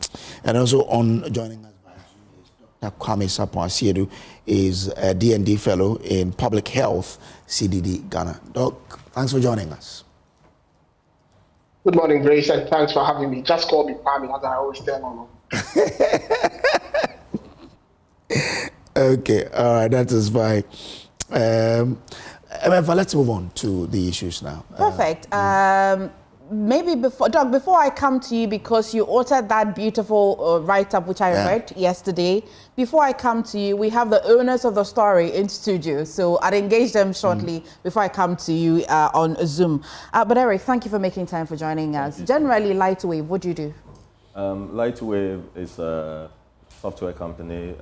We are into deployment of electronic medical record software, not just the system, but also to interconnect them so that it is not a silo system in a facility. Once we deploy, we ensure that all facilities that are deployed are using the LHIMS or the Lightwave system talk to each other. And when patients travel from the north to the south, east to the west, their clinical information is made available at the hospital. Okay. Yes. And this you do for government for how many years now? We have been doing this since 2016. Oh. Okay. You have been doing this since 2016? Yes. Okay. So why is the system down now? Currently, it is mainly administrative and contractual issues. That's how I will put it. Because the system has been working all this while. I think in 2024, before the end of the year was when the contract was supposed to have expired. And we were supposed to have completed a number of facilities. But due to some engagements by the previous administration engaging us to do some integrations with the BDR, that's the Birth and Death Registry, NIA, and a lot of other integrations, we had written to the ministry, but due to some of these concerns, project will be a bit delayed. So we wrote for an extension, which didn't materialize. We didn't hear anything until a new government came into office. In May, I think we wrote another follow-up letter so that we will be able to continue and complete the project as expected. Again, no feedback was received. Now, we made efforts to engage the Minister of Health or the ministry to update them on the current status of the project, because it's been close to 6 months and nobody has called to get to know anything about the system, one of the novel systems that the Ministry of Health is running. And it became a worry. So we tried as much as possible to get audience with the minister to let them know where we are and then the way forward. We didn't hear anything. Then all of a sudden we received complaints from facilities that, oh, you are doing an audit and you are not informing us. And we said, we are not aware. People paraded hospitals, initially pretending as Lightwave staff. Hey. And we got the hint and engaged the facilities in a letter that we wrote to let them know that we have not sent any group of people or individuals to their facilities to do any form of audit. So if anyone comes in the name of Lightwave, they should really let us know. But if they are coming in any other entity, then they should verify from that entity. It was then, after I think there was one such case in Western Region, it was after then that I realized the ministry brought up a letter to indicate that these were the ministry staff, people that were from the ministry, but background checks and information indicated that these are private consultants that actually want the Lightwave system. They want the project to do. So those who were doing the audit as though they were Lightwave. Yes. Those, and these are people that had been sent by the ministry to do an audit. Okay. And they are individuals or a company that is interested in the same project.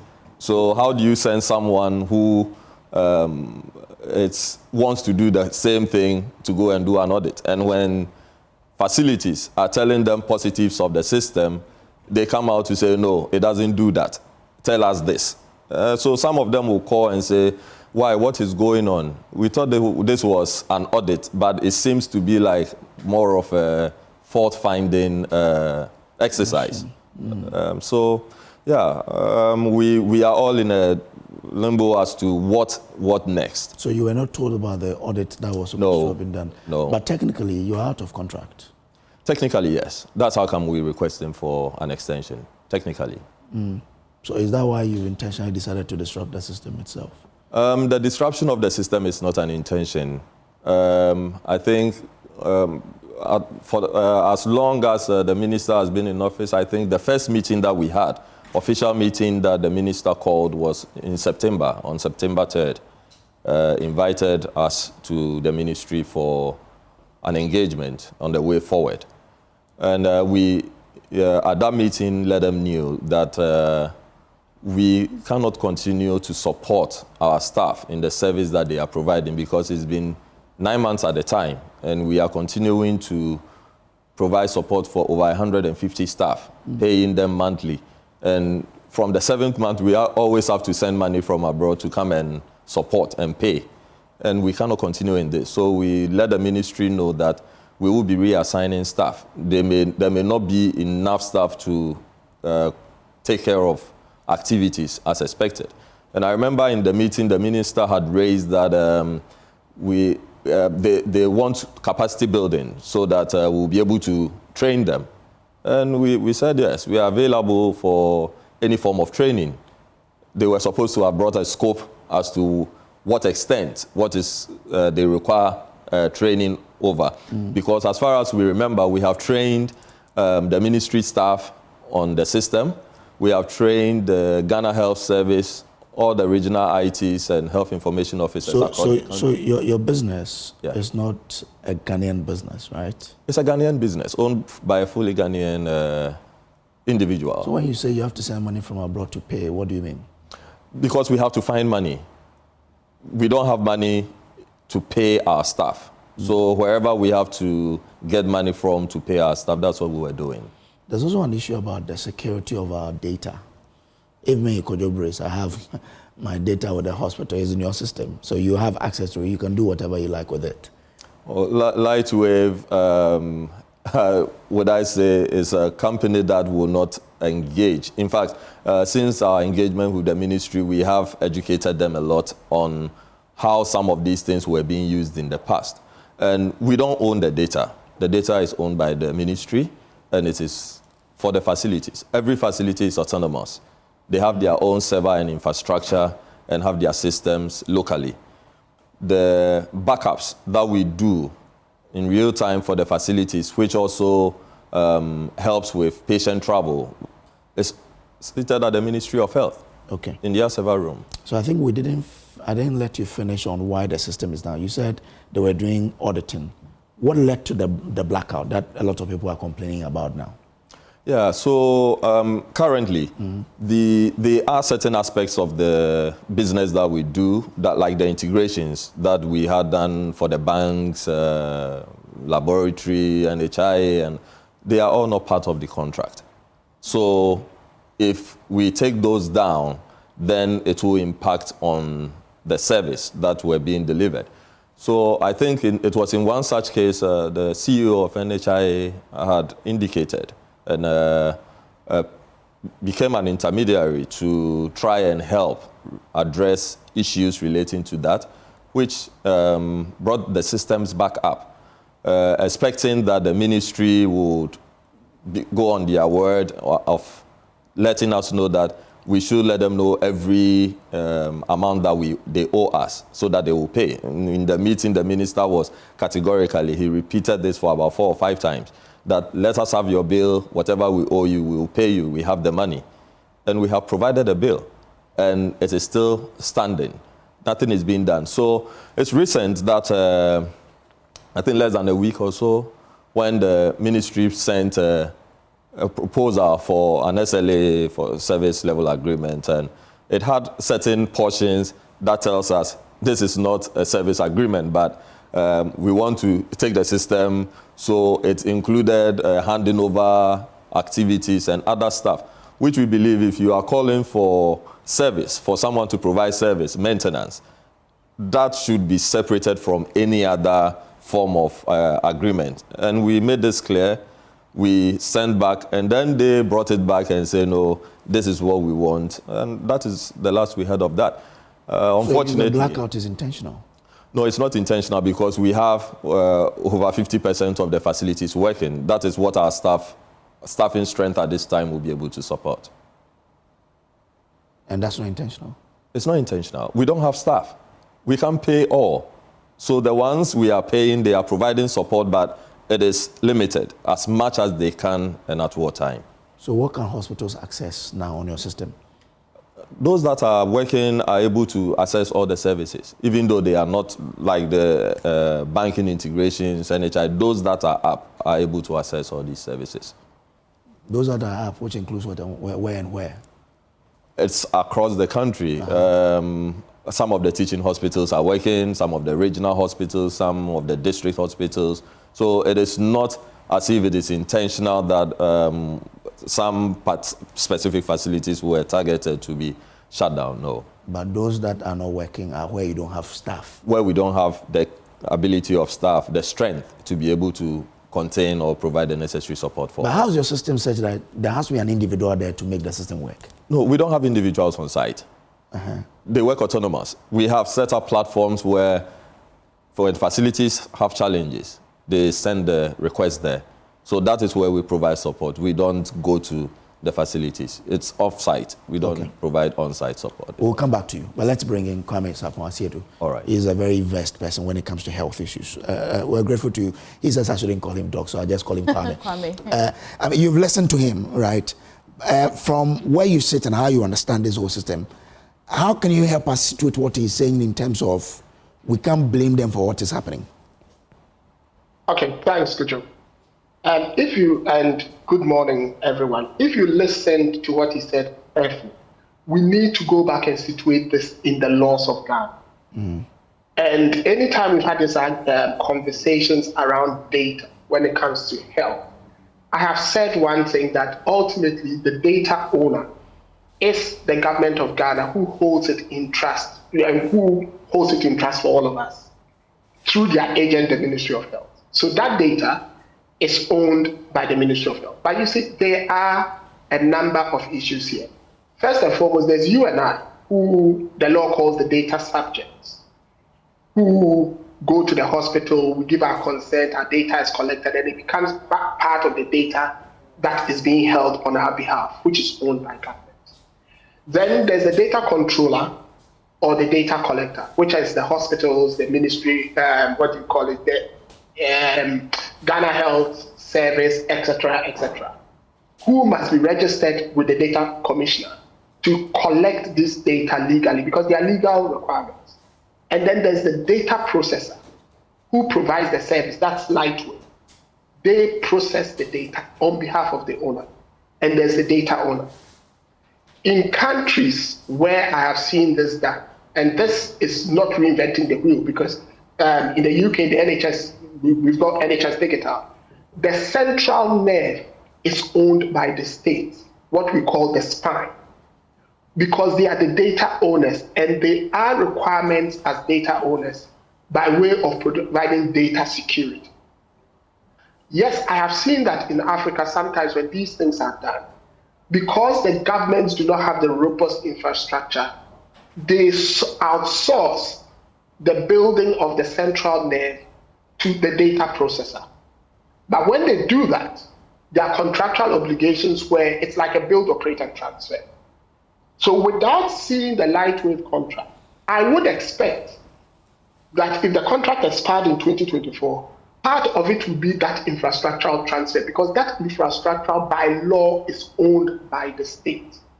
You cannot change that anywhere. That's the first thing I want us to understand. Because if I wrote to a hospital, or you wrote to a hospital to say that you wanted access to what we call your patient identifiable information, that's your medical records, that should be released by the data controller through the data processor, which is Lightwave. If that is breached, your complaint goes to the data commissioner, who then holds the data owner, which is the government, accountable for releasing that data to you. Secondly, if there's a hacking of the system, that also is a problem that has to be addressed depending on what the contract says. And because I've not seen the contract, I'm being very broad. Depending on what the contract says, by the data processor or the data owner. So what I have seen in many countries, as you can see, I'm in the office. And in the office, we've got, like in the UK, there's EMIS, there's, phase 2, there are quite a number of providers who plug into the central nerve for hospitals and other things. When you come to the pharmacies, there's pharmacy manager, there's next phase and all that who plug. So what tends to happen is the system is opened up, the central nerve is owned by the government, and providers are allowed to bid so that they can design systems that are intraoperable, and then they can sell to the hospitals, who then use it, being the data controllers, go into a contract with them to collect the data so that the central nerve is processed through the data process. That is where we have got it wrong. We have created a monopoly, and you see, it is not just about Lightwave. I've had this conversation so many times. If you remember, Grace, we had this conversation at the height of COVID, where Frontiers Health was part, and I made this analogy. It's the same as the courts. Can you imagine the IT provider of the courts who is collecting the data as the cases are being heard, switching it off such that a judge cannot give judgment, when that data is primarily owned by the Ministry of Justice on behalf of the government of Ghana? It's the same with mobile money data. And that was why we went into intraoperability. And now the Bank of Ghana can see the flows and other things. So it is not like health data is any different. They are all governed by our data protection laws and our data regulations. And that is where I see the problem. I see the problem because when the contract has expired in December, I am not being told, or the gentleman in the studio or Lightwave are not telling us what was the transfer mechanism. Was the contract subject to renewal, or it was a build, operate, and transfer because the government didn't have the know-how to build the central nerve? And in this case, because there are not multiple providers plugging in, was it that because Lightwave was actually a monopoly, they were controlling the nerve and the spoke, which is them, because they are providers and they are running the system as well. That is where my concern is.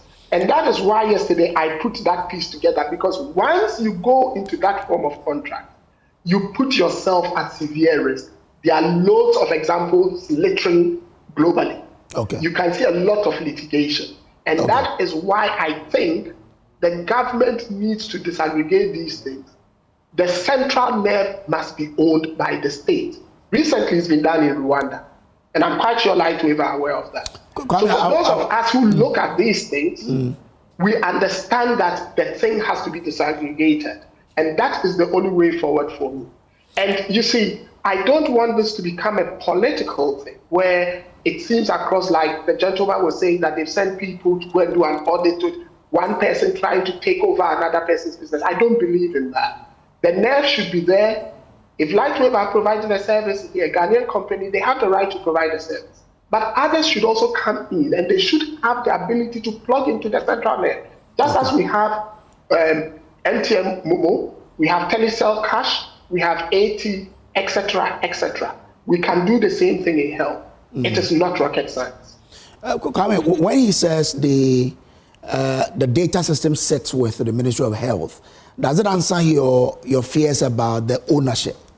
No, the ownership is not in dispute, because he said that in what, even in his presentation, it sits there, but it's like owning a car and not knowing how to drive.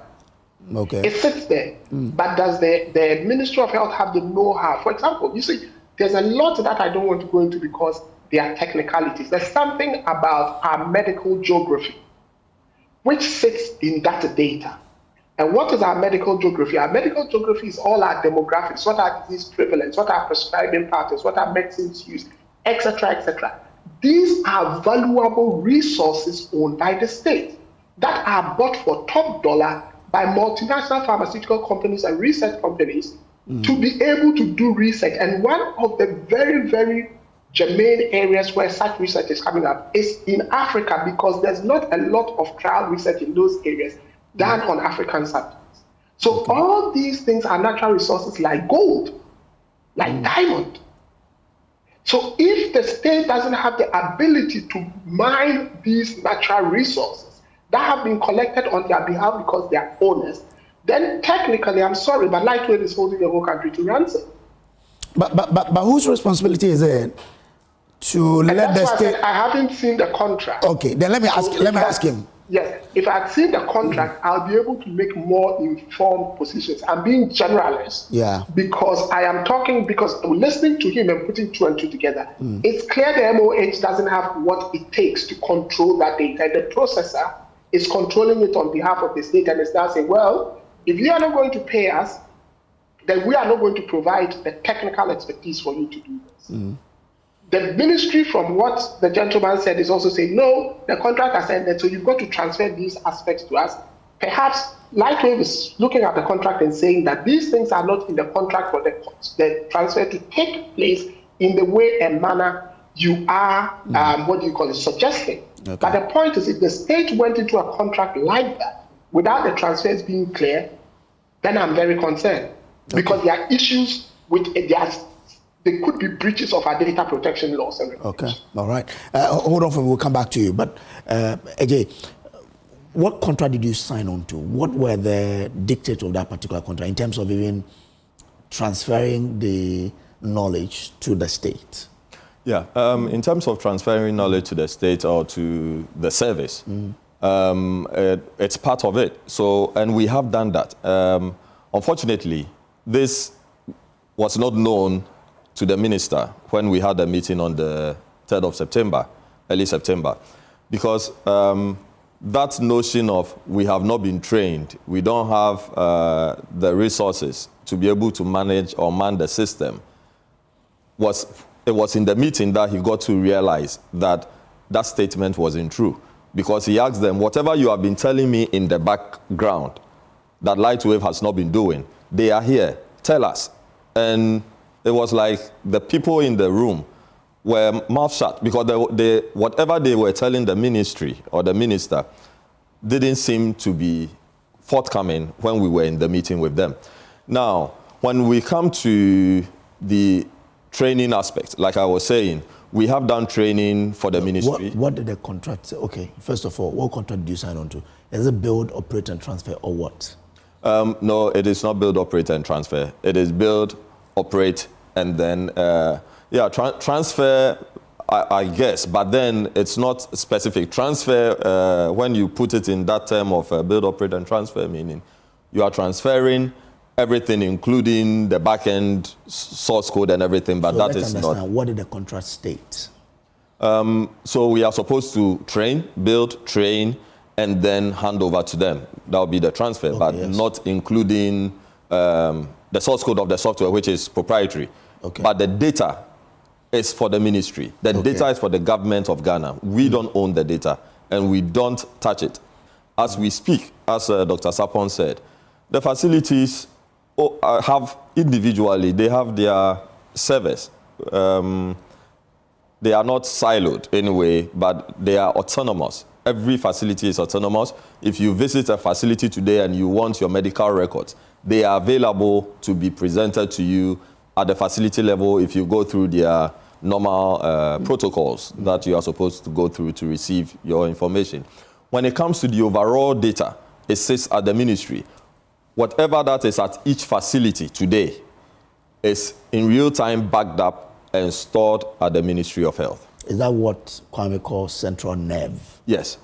That is the central repository. But the central nerve he's talking about has to do with, that is where we have built the infrastructure for other players to plug in.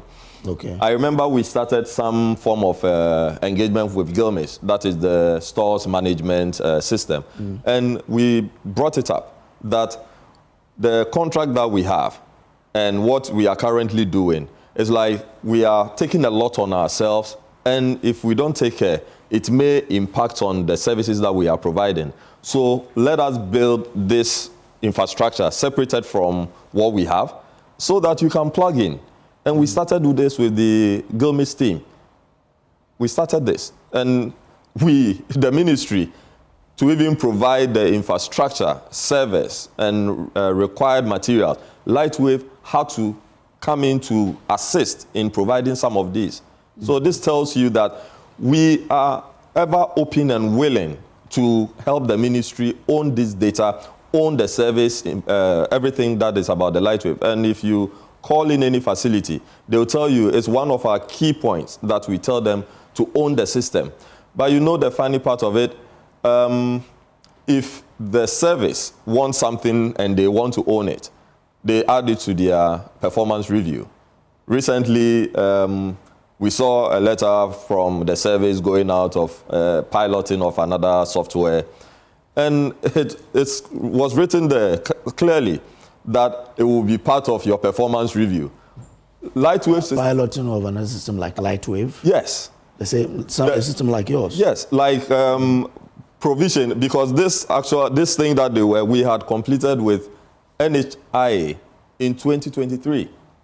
2023 we completed because NHIS came and said we have been we wanted to find ways of getting some category of patients like the diabetic patients and all, so that we'll be able to monitor and trace them.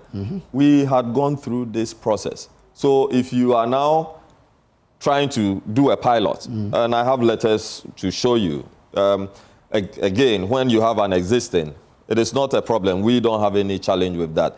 But then why are you doing something that already exists? Okay. Quite an interesting. Eric, I'm going to come to you shortly. But Kwame, when I come from the studio, when I come to you, my question really will be that two things. You seem to be advocating for some sort of monopoly. You want to explain that bit for me because you think that it's quite a challenge if one institution or one entity is providing a particular type of service on this particular value chain. I want to understand, for these kind of sensitive data management, explain what monopoly would mean in a very basic term when I come to you.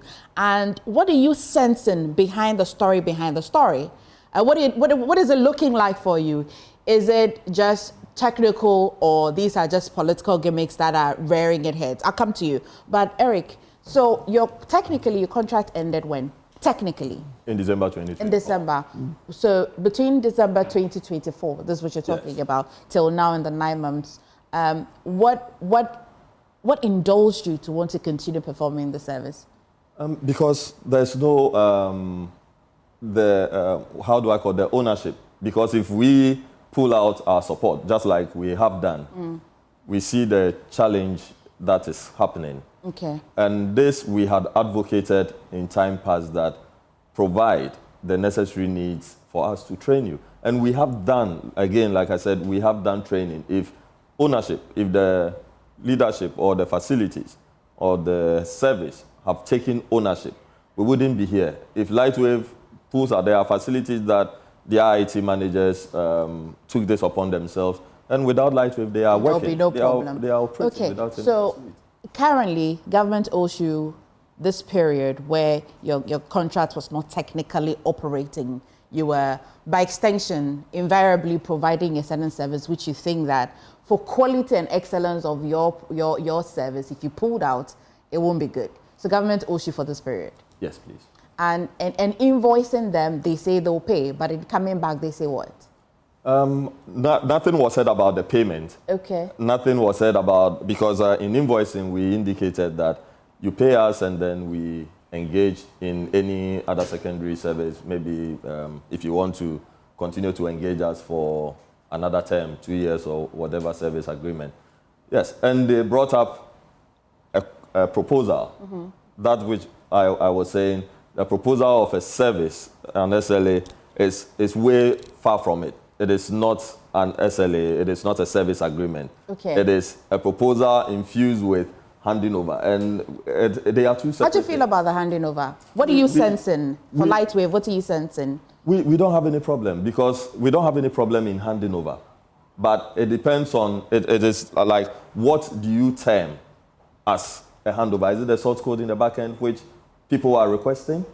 Or is it the data that you owe? The data, if is the data, you already have it. Okay. So if it's about per the contract that you have, there's nothing to hand over. The current contract that you have. We are everything belongs to the government, but the source code that runs the system. If you talk about a source code, what is used in building the system? I'm referencing this response that came to you quite recently, which includes some sort of a handing over, right? If you look at that request, what do you have to hand over? What response you'll be given to the ministry? Yeah, so for that, again, like I said, we were ready to engage on that aspect, but not in the current state where some monies are owed and we say this is what needs to be done, and you are saying no, you want to go this way. That is fine, but then you don't add the two and present it as one. Okay. What do you look? I'll hand him over to you, but I'll follow up on your question. You earlier said you signed a contract which said build, own, operate, and transfer, right? Yeah. You mentioned transfer there. Yeah. In that contract, what were you supposed to transfer to government? We're supposed to transfer the work that we have done, which includes the patient data, the service, the central point, the central repository, and all, which is part of what we are supposed to, and they already have it. It doesn't include the barcode, the source code you speak about? No, nobody does that in software development. Okay, Kwame, you hear him. What are the nuances here? What do you sense is the challenge? Exactly what I wrote yesterday. So if you listen to Mr. Jake, he talks about the source code. They are, you see, and I don't want us to be technical because just look at it from this point. You have a plug in your house, right? Right. And it plugs into the central electricity system where you want to charge your phone and you go and plug it in and you can charge your phone. That is the central nerve. What the ECG owes centrally is the central nerve. You go and you plug in. And because of some arrangement between your plug and the cables, you can get electricity into your phone to charge. That central nerve is a property of the state. That is by law. That central nerve, because that is what the data runs through. And that's why I'm saying that I would really want to see the contract, because it should be clear that that infrastructure you cannot take down. I agree that the source code that they use for the respective hospitals to plug into that central nerve, it is the proprietary, ownership of Lightwave. They cannot transfer it to anybody. But another provider can design another system that collects the data in a different way with different source codes. And it should be able to plug into the nerve, like I said, and be able to collect the data. It should be able to mine the central repository for whatever information it's looking for. That's all interoperability is about. Okay. That is what happened with mobile money. And that is why you're there, and Bank of Ghana can now tell you, oh, so much money was transferred this month. This is how much money has gone. These are the biggest providers. These are the smaller providers, X, Y, Z. That's the same thing that has to happen here. It's nothing complex. So if Mr. J, and I'm not getting him clear, if he's saying that the source code for their software as to how they collect the data and other things, no one transfers, I agree. But the central nerve information for others to plug in, I don't think they can claim ownership to that, because that is a property of the state. And that is why I said there are national security issues here. No, this is a matter of national security. Okay. Whichever way you put you play it, you have to be blunt and honest about it. Okay. So that Kwame, we can wake is up. our medical geography. Does this suggest that we can wake up tomorrow? Sorry, Kwame. Does this suggest that we can wake up tomorrow and it will not be Lightwave, but say another company can be providing the same service that Lightwave was provided, because the central nerve is already there? Yes, and ideally, and that I think that is the problem Mr. J is having with government, and there I agree with him. Ideally, the central nerve should be owned by government, so the government IT people should be running that bit. But then another person, Kwame Wave, can come in and decide to provide it to other hospitals, and they should be able to plug into the central nerve. That doesn't mean that if at that time Mr. J is providing a service for someone else, like another hospital, they cannot continue to provide it. Okay. Well, the question to him then is, the central nerve, as Kwame explains, the source code shouldn't be something that government should not own. I think Kwame made it clear that those are proprietary. No, he says, as for the central nerve that others can plug into, that source code should be owned by government. That central nerve sits at the ministry. So In fact, like I said, when we were doing the integration with the S4D team, that's the GILMIS, it says there, we actually supported to provide the necessary server infrastructure for that activity. Who owns the source code of the central nerve? Is it the one you have? No. So a source code is different from the data that Kwame is talking about. There is a central repository where the data sits that everybody can plug in. That is not a source code. So as for that repository, it's there. As for that repository, it's there. Without a challenge. Come again? They can plug in without a challenge. They can plug in without a challenge. Without depending on you. Without depending on us, yes.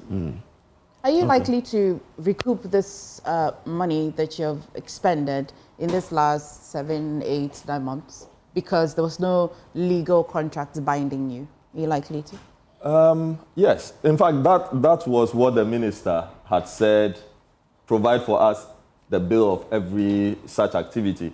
Some facilities, as part of the contract, the wide area connectivity that enables patients to travel across the country to have the information available in real time. You leave Cape Coast, by the time you get to Accra, your data is here, doctors can continue care. All that in the contract is supposed to be 24 months. Okay. Some of the facilities have been operating for the past 8 years because we've been operating for 10 years. So if you were part of the initial delivery for 2 years, 8 years now, you should be, the ministry should have taken over in paying of all those wide area connectivity. No, nothing like that has been made. So all these type of financial burden has sat with Lightwave. And the minister, in the early September meeting, indicated that we will take responsibility of that going forward. So since September, we don't have anything to do with the wide area connectivity. So if we do not have anything to do with it, if a facility calls for support relating, how do we, because if you call me that your system of connectivity is down, I don't own it. Ministry own it. Okay. So they should be provided. Eric, so I'm going to go to Kwame, but I just want a straightforward answer to the central nerve. And for the purpose of this conversation, we're using the word central nerve. The central nerve is sitting at the ministry, not just sitting, but it is controlled by government. Because there's one thing when it's sitting. Yes. And another thing when it's being. Yes. And I told you it is sitting at the government, by the government, at the Ministry of Health, and to have control over it, to have training. And I think I mentioned initially the minister has proposed that they would want some form of a training because... So as it stands now, it's sitting there, but it is not being controlled by the government, is it? Yeah, I will... you won't know? I won't know because we have trained them whether they will take the responsibility and continue, whether they have the capacity and the edge to be able to continue what we have put in there. So again, in plain language, just for somebody who's watching, what you are on edge about is your peculiar service providing in, the software, which we used to, when you go to the hospital, what we see the doctors do on their computer and all of that. That's what you're on edge about, but not the central intelligence for government, because it is with them, and what they decide to want to do with is not your concern. Kwame, in that case, what you have been drawing our attention to, which will be my favorite word for the day, which I'm going to be working out, the central nerve, is sitting with the government. They have access to it. Whether they control. In that case, what's your microscopic reading of this particular conversation going on? You see, when you are listening to conversations like this and you understand the system, let me be blunt here. And data processors do this across the world. They might provide the training, but they wouldn't train you and give you the confidence enough to run the system yourself because it is a political economy strategy. And look, I can tell by reading the lines, Eric and Co have done that. He would dispute it, but it is clear because look, it's like someone teaching you how to drive a car. And every time he gets you to hold the steer and all that, you get to a point where there's a bit of traffic. He says, don't worry, let me drive it. And he drives through the traffic. Then you drive on the side roads, you get onto the motorway, and he says, oh, let me drive here. And then suddenly you say you sacked him as a driver, and he says, okay, drive back to Accra. That is what they are doing. And for me, that is holding the country to ransom. You see, and let me go back. This is what we do repeatedly in this country. We sign these very delicate national security contracts based on political economy, not based on prudence and understanding of the system. So when the contract ends, we get all these gray areas. That, for me, Eric is playing around. But you know what? The solution is simple. The ministry, Lightwave, they need to sit there. They need to disaggregate that the central repository, the transmission and all that infrastructure from it. Lightwave can hold on to their their service provision. Other people should come in, because as a country we need redundancy. If, for example, now Lightwave is gone off because they claim they cannot pay their staff because the government hasn't paid them. If there was another provider, maybe that provider would step in. And this wouldn't happen because Lightwave would be in competition with another person. And when there's competition, they'll look over their shoulders before they try this. And that is why other countries have done it this way, control the central nerve and allow the periphery to be not a monopoly. And for me, that's the same position I have. I had it with Frontiers Health, I have it with Lightwave. That monopoly doesn't sit well for the national security and health security of this country, and it must be broken. Kwame, but who's to blame, really, if a business like Lightwave wants to No, you cannot blame Lightwave. That was what I said. Yeah, okay. You cannot blame Lightwave because we sign these things based on political economy. If you heard what I said. They are business people, and that was why I used the analogy of a driver who's teaching you how to drive. If there are other drivers, then you have the option. But if you continue to go with that driver who drives on the motorway, who drives through the hard traffic and all that, the day his services are terminated, you are stuck. And that is where the country is. Eric, you have some responses? Yes. I would want to, since Kwame has been, Mr. Sapwa has been in the industry for some time, if you would help, the DHIS2 data and the SOMAS, or the data collector, where do they sit? The ones that Ghana... because you see, those ones, because they are being supported by WHO and other agencies, data don't sit even in the country. They are not all here. You see, that's Mr. J. That's exactly the point I'm making, and that's why I said I'm being general, and that's why I refer you to Frontiers Health. I have had this position not today. I've had these conversations when we had the testing of the COVID testing, and our biological samples were being taken, and I said it is wrong. It's against national security for that data to be stored elsewhere. So if you ask me that answer, it's easy for me to answer because that is my position. That is wrong. It shouldn't happen, and that needs to change. And that's why I said it's simple. All those things have to come back in the custody of the government of Ghana, because that is what the law says. They are the data owners. And you're a data owner, you go to a garage, you don't park your car, but you say you're going to park your car in Togo. And who does that? Who does that? Well, I want to put on record that we tried to get in contact with the Ministry of Health and as well the Ghana Medical Association. But particularly, the Ministry of Health says that it would be addressing this particular issue a bit later, if not today, in the week. But as of this morning, Eric, where are you with the Ministry of Health as of this morning?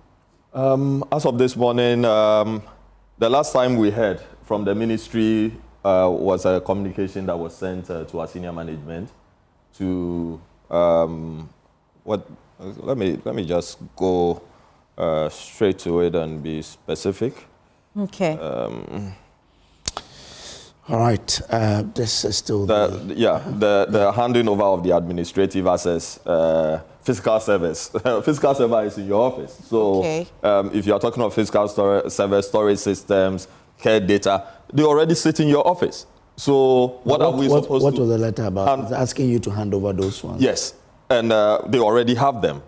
And then there is another one for a meeting to discuss on what is it called? The monitoring report, the audit that was done. We have requested through our attorneys share a copy of that to us.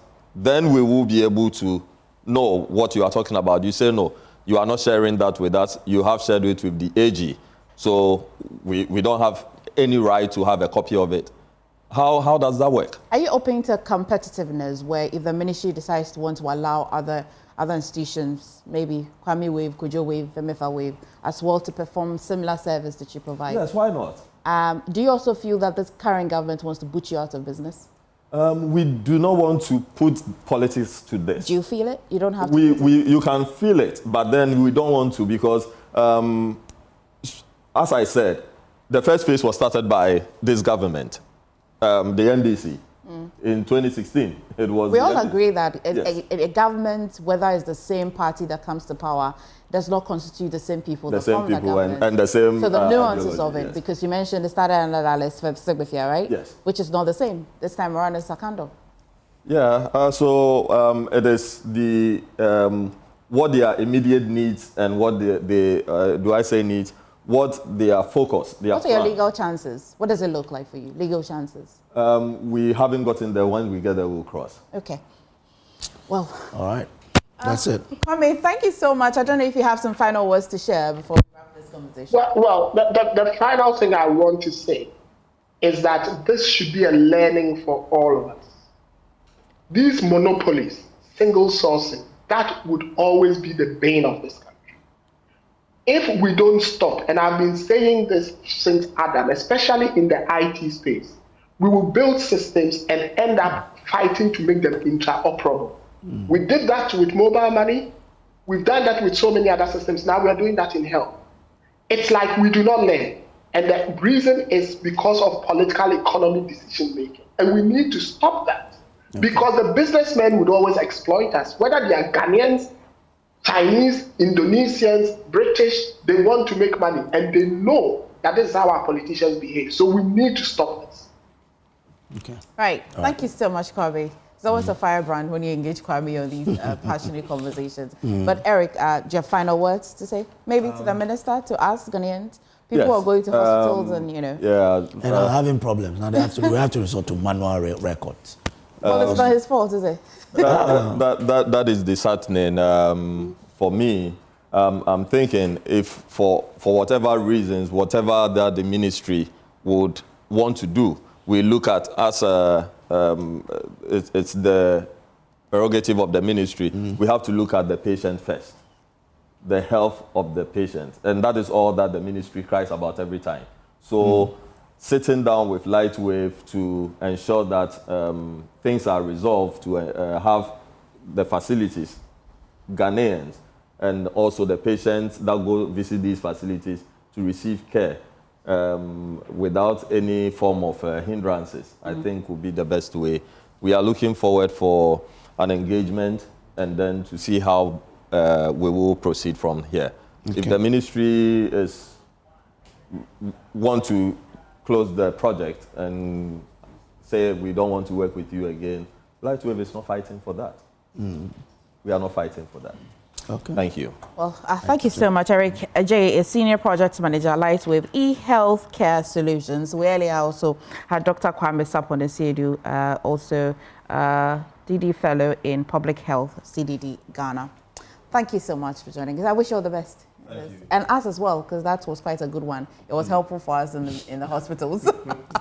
Well, Kojo, you want to tell them to stay because there's more on the show? Yeah, of course. There's a lot more for us to talk about. There's an interesting discussion or interaction we're going to have about, how government is rolling out its part project to support girls. You know what they call period poverty. Yeah. I mean, that's an incredible area that we're going to talk about. So do stay around. Let's talk about that period poverty and what is happening to change the narrative. Stay on.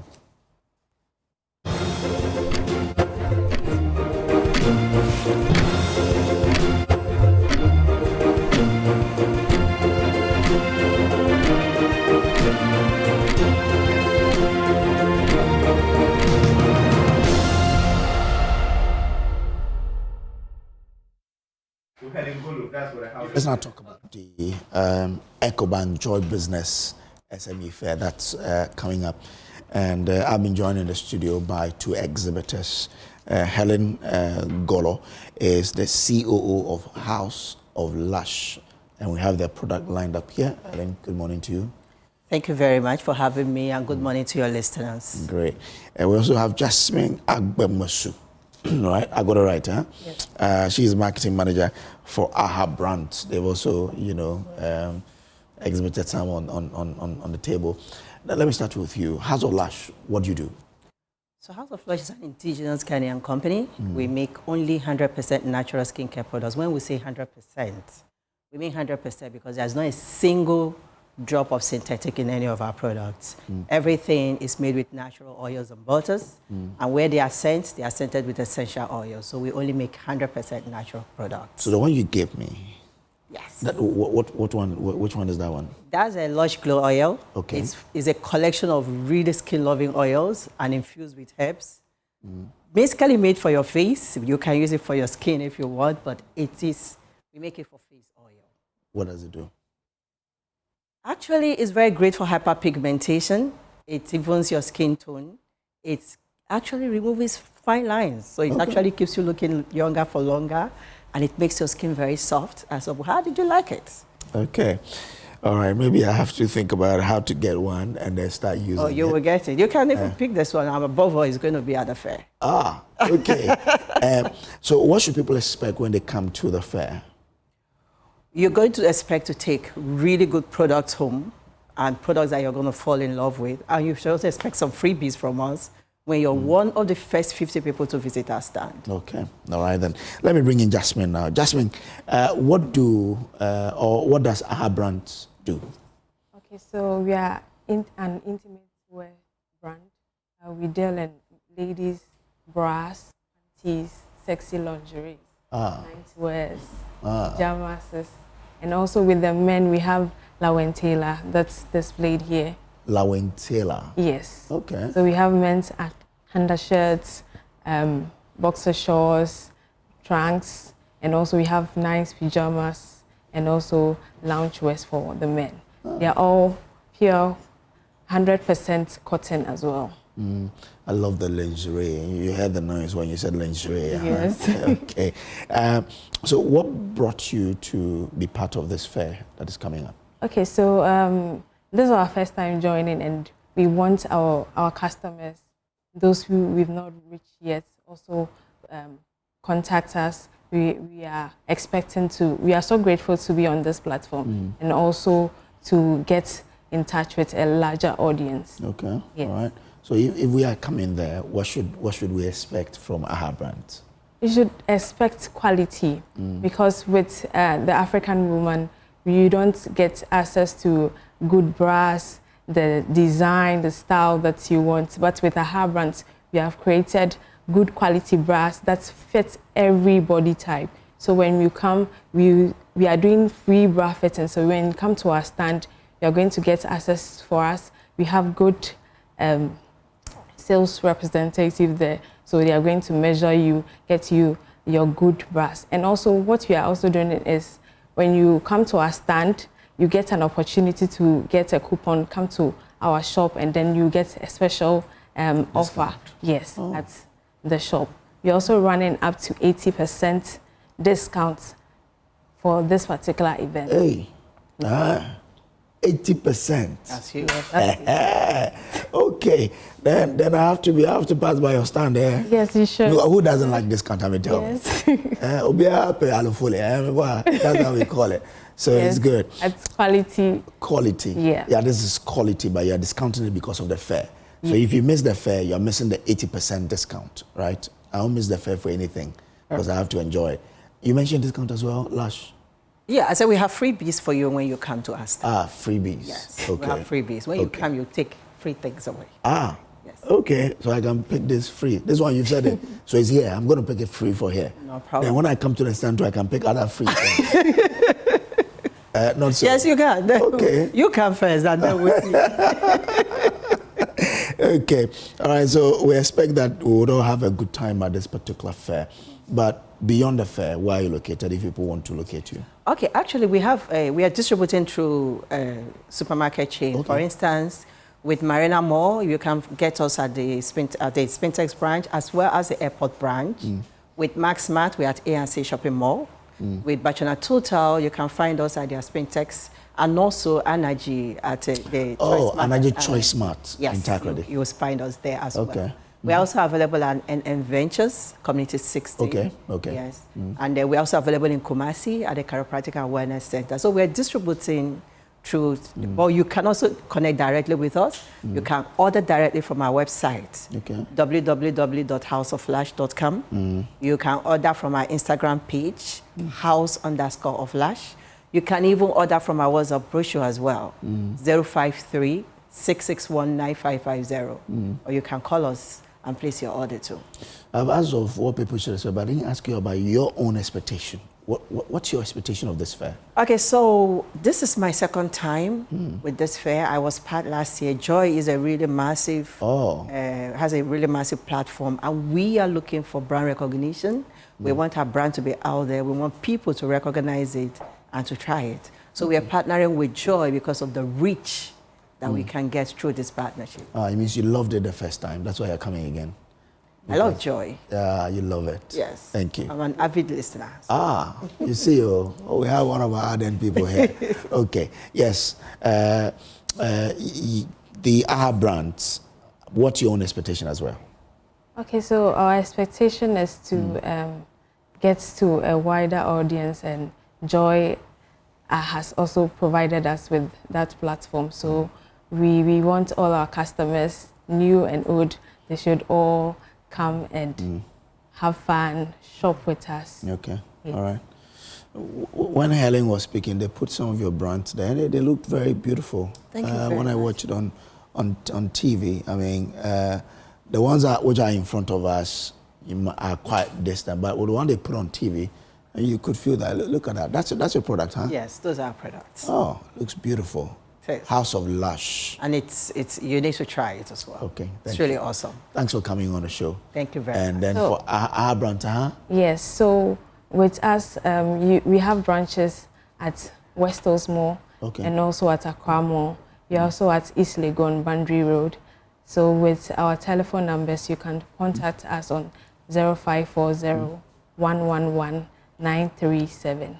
Can you repeat it for me? Okay, so 0540-111-937. Okay. Both on WhatsApp and call. And also with our social media handles, you can find us on Facebook, Instagram, and TikTok, AHA Brands. Okay, all right. Someone says I should tell you that they need a product to make their skin glow. They're like me. Yeah. So you have a product for them. They will glow a lot. They will glow. Yes. All right, so you have your response there. We'll break it up here. Helen Golo is the CEO of the House of Lush, all right? And then Jasmine Agbemosu. She is the marketing manager for AHA Brands. Thank you very much, ladies, for coming. I love it how ladies are now, coming up, or the people who come up here for the fairs are women. Kudos to all of you. Thank you very much. All right. Thank you to your listeners for having us. All right, thank you. We'll take a break here. There's more to come your way here on the show.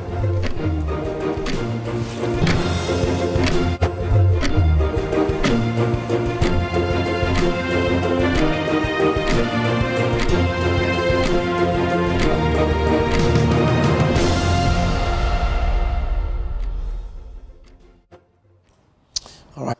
So welcome back to the concluding part of the show. Yeah, let's now pick your thought on the issues that we've been discussing, especially when it comes to, hair. Look at MFI and the beautiful hair. Imagine they didn't allow me to cut my hair. My hair would have been like this now. Then we won't have to hire any lawyer, which you people don't like most. Have you thought about it? But before let's tell them about the number. The number to call is on there. But seriously, what do you think? Should we just allow young girls to be girls, keep their hair, or in our building community, in building inclusivity, in building discipline? I've read a lot of opinions over the weekend. Yes, I've seen people take issues with what happened. But I ask, what system are we operating with now? Is it one that says you cannot bring or leave your hair the way it is, and that you need to cut it to a certain point? Or it is one that is liberal to say you can do it anyway? Unless, of course, we know the system, then we can critique it. For now, we can say that going forward, can we allow the young ladies to carry their hairs the way they want? But in the current circumstance, when you're going to senior high school, MFA, don't you know you have to cut your hair? We know you have to cut your hair. However, the same system existed, and then we've also seen people that look like foreigners and sometimes mulattoes, because we believe that that's how they are. And so they allow them. Yeah, well, you see those don't blame me. In my school, I didn't have any foreigner there. Once a while, correct me if I'm wrong, but we have our first caller. I didn't get your name. Please tell me. Emmanuel, good. You're calling us from Jomoro. Oh, then leave this to me. I'm going to hand you to the Antapele. Emmanuel, cordial. Hey, hello. Better. Well, once we've done that, then let's go into. So my thought on the hair issue. I think it would be better for our young girls to keep their hair short, because even with their hair short, look at what some of these teachers and the head teachers are doing. If they should keep their hair, which would rather make them look more matured, a lot could happen, right? So keeping their hair short, I think, keeps them in that girl, group, and it will save us a lot of problems going forward. So they should rather keep it short for their own safety. Well, okay, Ima, I get your point, but I sort of digress a bit from some of the reasoning, because if you were a teacher, no matter how the student looks like, because this person is your student, you are not allowed to engage in a amorous relationship with the person. Exactly the point, right? Exactly the point. But then, even as it stands now, we are not saying it is okay for a teacher to have an affair with a student. It is never right, right? But even at the instances that we are in now, look at what is happening. Okay. Should we allow them to keep their hair? That would rather exacerbate the situation. Okay. All right. So I would rather we keep it short for now. All right. And then later, if that can be discussed, then we see how we go about it going forward. Okay. All right. Thank you very much. I'm grateful to you. Let's bring in Seth now, who's joining us from Abradunko. Seth, good morning to you. Thanks for joining. Seth, do we have you?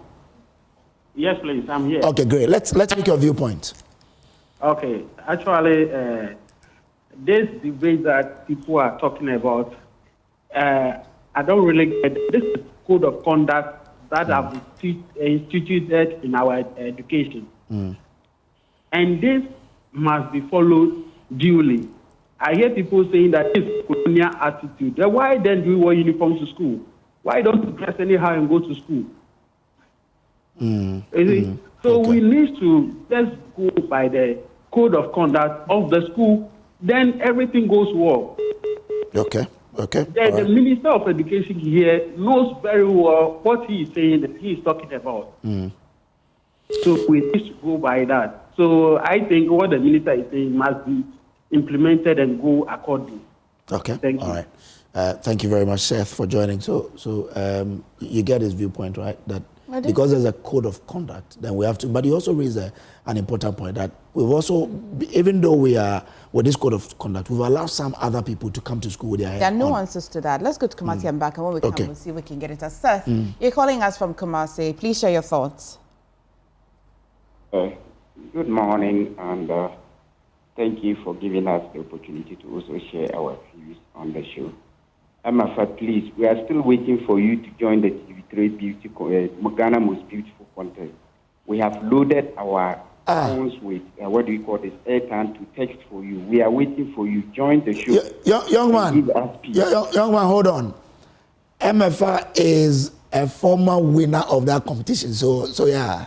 Well, Seth, it's done. Seth, thank you so much that you find me worthy of it. But thank you. You want to talk to us about the hair? I can rest disturbing her, on this very issue. But let's come back to business. What the minister is saying is clearly true. Let's go by the rules. If you go to school with this hairstyle, how are you going to maintain it? For how frequently can you go out and maintain this hair and then come back to school and study? Cut it. When you come back from school, you can continue with it. If you're about to go to school, you cut it. This is not a big deal. Let's maintain the dignity in our schools. And if you are done with nobody will ask you to cut your hair. I mean, we still make hair out. This is very simple. The students should understand it. They are in, and they shouldn't look at those their peers who are not and try to their life. That is but I think PM is doing well. But it's only the galaxy that's not tackling. And for that one, join him. Please put the pressure on. Just keep on putting the pressure on him. I know he's a liver. Thank you so much. Thank you. Okay, thank you very much. Let's take you to Nalerigu now and bring in Seydou. Seydou, good morning. Yeah, good morning, sir. Great to have you. Let's hear your viewpoint on this issue. Yes, I think on this issue I side with the minister. Yeah, in the sense that if we allow these kids to leave their hair, is it they are going to have any style of their choice? Because if you say they should keep their hair, they are compelled to do any style on campus. And let's also bear in mind that it's not all the parents who have money that can anybody to these kids to maintain their hair while they are in school. But it will make it very simple. It's all level. And you have any issue in school. If you pardon these girls to leave their hair, we don't know. Let's say we can see Rasta guys and whatever that they want to also leave their hair or do whatever they want to do on campus. And you can't say no to them because you have allowed the girls to leave their hair. So to refer to everybody, they all have their hair shape at a style that is acceptable, and then we'll let the system go on. But if you allow this to leave their hair, in fact, it's going to create a whole lot of confusion in the system. Okay. Thank you so much. Thank you very much, Seydou, for your viewpoint here. You can also join us by calling the number on your screen, 030-221-1691, or 2 as well, so that we can have your viewpoint on this. I'll draw your attention. This may not be very close, but pay attention to, if you recall last week, one of the contestants for St. Thomas Aquinas, the NSMQ, just last week, they won. They headed to the next stage. But maybe we go to Moses in Cape Coast. Moses, thank you for calling us from Igwe. Igwe to then and share your thoughts. Hello, Moses.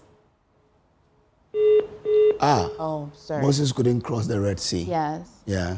You'll recognize that one of the contestants, who's a male actually, though the hair was not long, he looked foreign. He looked light-skinned, and you can be light-skinned and probably not foreign, so correct me if I'm wrong. But just on the face of it, had his, he's a male. He didn't have very long hair, but he as well didn't have the regular hair size that the Ghanaian boys had in secondary school. So it was like an afro. Yes, because that's really how their hair grows anyway. In this instance, should we say they should cut it or not? Afro. Anyway, what did you say? You cannot have afro. Okay. But in wrapping up quickly, belated happy birthday to Mr. Seth Edu, chairman of DEFTRACO. Yesterday was your birthday. Belated birthday to you, sir. And as well, yes. They've been around for some good time, yeah? And they've done a lot of work in the real estate area, Yeah, then belated birthday to you, Mr. Seth Edu, you're chairman of DEFTRACO. And this is from Max Fuga. And as well, happy 20th anniversary celebration to the management and staff of Tino Solutions, 20 years of excellence in providing solar solutions. Congratulations. And as well, happy birthday to my dear or that dear husband, Kwame Dodi Idioma of SG. You're such a blessing. Jetemboku, God bless you so much. This is from your dearest wife, Clarice Dodi Idioma. Jetem. Okay. In wrapping up on the show today, we're grateful that you allowed us into your homes. We'll end it here.